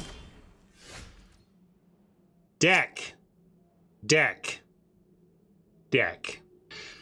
Now we got a Chandra, and if they go full at her, do a bunch of protection, but that's okay.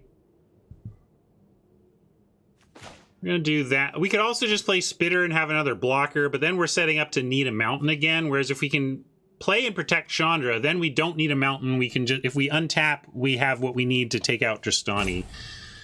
So I'm going to do that. Not to brag, but I'm totally the best pyromancy student. Any point in making creatures? No. I'm just going to tick Chandra up. Why not? Study? Focus? Yep. I just Little wanna burn bit stuff harder already. to kill. Means we can take a Chandra can take one of the 2/2s, still minus to kill Tristani and be alive. So that's pretty important to get that 1 point of one loyalty actually on Chandra is somewhat line changing, if not game changing.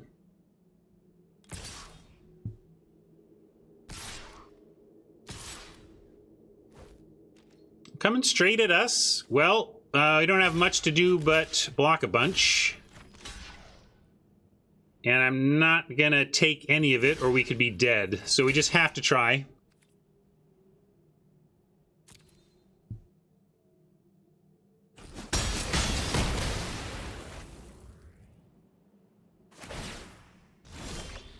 Mountain, you are so frickin' late, but thank you for getting here. Well, now I don't even need you. But we do get to minus to get the fight to cast here.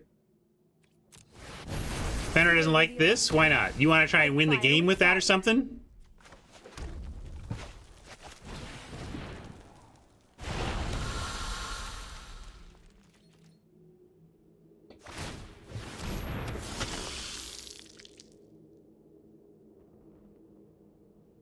I suppose it's the worst card that still did the job.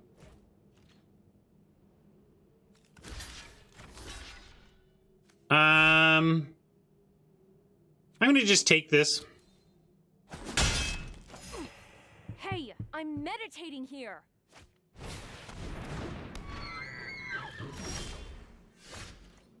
So now we gotta use. Looks like it doesn't matter in how it played out.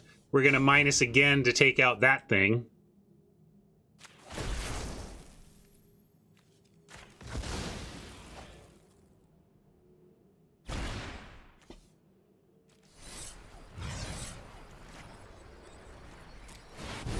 Yeah, I like to think I'm a thief. Oh yeah, I could have cast Krenko if we'd done it the other way. That's fair.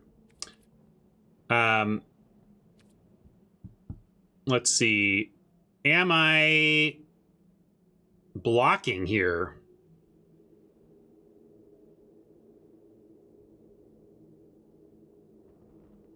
I think...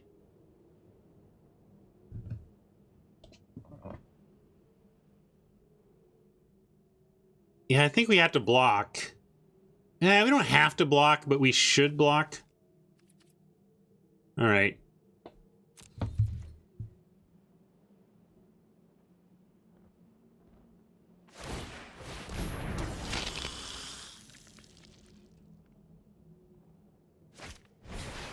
Ugh.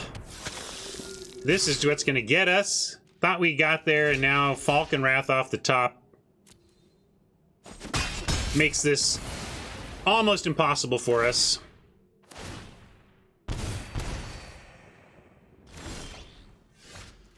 Man.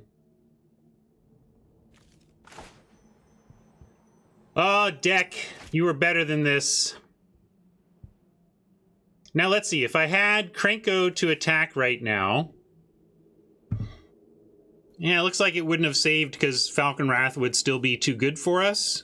But certainly agree now that should have gone with the other removal spell first. Can Haz hit the Falcon Wrath? No.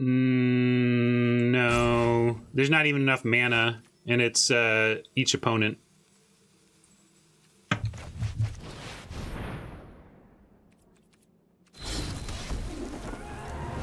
But before we leave this event, I'll give Hazaret an attack.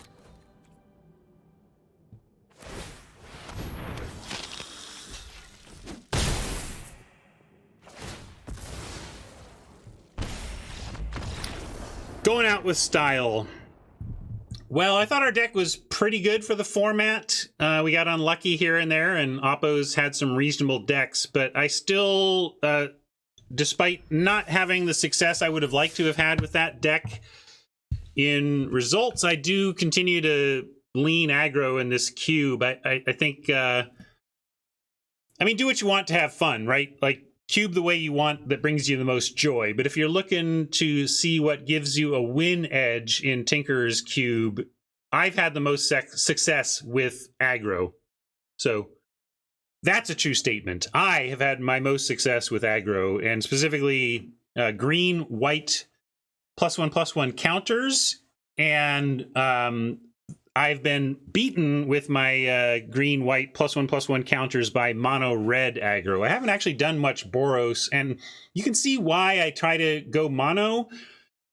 We had reasonable mana for that deck. We had 11 red sources, 6 white sources, and still I was praying to draw mountains because I had 3 planes and it was completely messing up my mana. It's not just about having that one source. It's about having, in this heavy red deck with red 1-drops and double red 3-drops, turns out I actually need like 3 and 4 red mana at the same time to function exactly how I want to function. And that's where you can trick yourself. Not that playing Boros was incorrect here, but I just want to call that out. When you're making your mana bases, you can start to think in terms of, I just need a couple of red, and you forget that there are times in your heavy one color, light other color, that you don't just need a couple, you literally need 3 or more. And as soon as you get into that, I need 3 or more of this color to function on turn 5, well, now suddenly you need a lot more of that, or you're putting yourself in a spot where with a more even split, you're just going to often on turns 4, 5, and 6 find yourself 1 short or so on the main color of mana that you need. So it's a real deal to go 2-color aggro, which is why the 3-color why having a 3-mana black aura cast upon a Boros 2-drop got me a little salty. That was my saltiest moment, as I'm sitting here struggling as my 5 white sources are messing up my heavy red deck. Oppo's just going, 3-color Mardu aggro, Boros 2-drop, black 3-drop. I win. Yeah, grr. I think the mana was correct for the deck we had. It's just that the kinds of results we had are something that's in the cards. You know, it's of the possible results you're going to have with that 11-6 split. We got some of it. But you don't want to not be able to cast your white cards either. So there's tension, and that's just the way it goes. I will claim this medium prize here, though. And this is what I mean. We spent effectively 4,000 gold. We spent gems. We spent the equivalent of 4,000 gold to have fun for a couple of hours and get 2,000 back. So it's a slow bleed of your change here, but it's a fun one. I do like the light wrath nature of the format, and that makes a lot of these, like, maybe it's because when we tried green white counters in the fully powered cube, or the no holds barred arena cube, it wasn't good enough, but now suddenly it's one of the better decks. So maybe that's why I like this cube. It takes the deck I like and makes it actually good.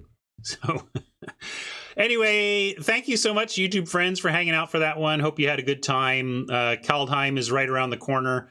We're going to be playing that next week, and we're going to hit on whatever this here game has to offer in the meantime. Tinker's Cube providing some good fun as we wait for the next set. Thanks, everybody. Bye.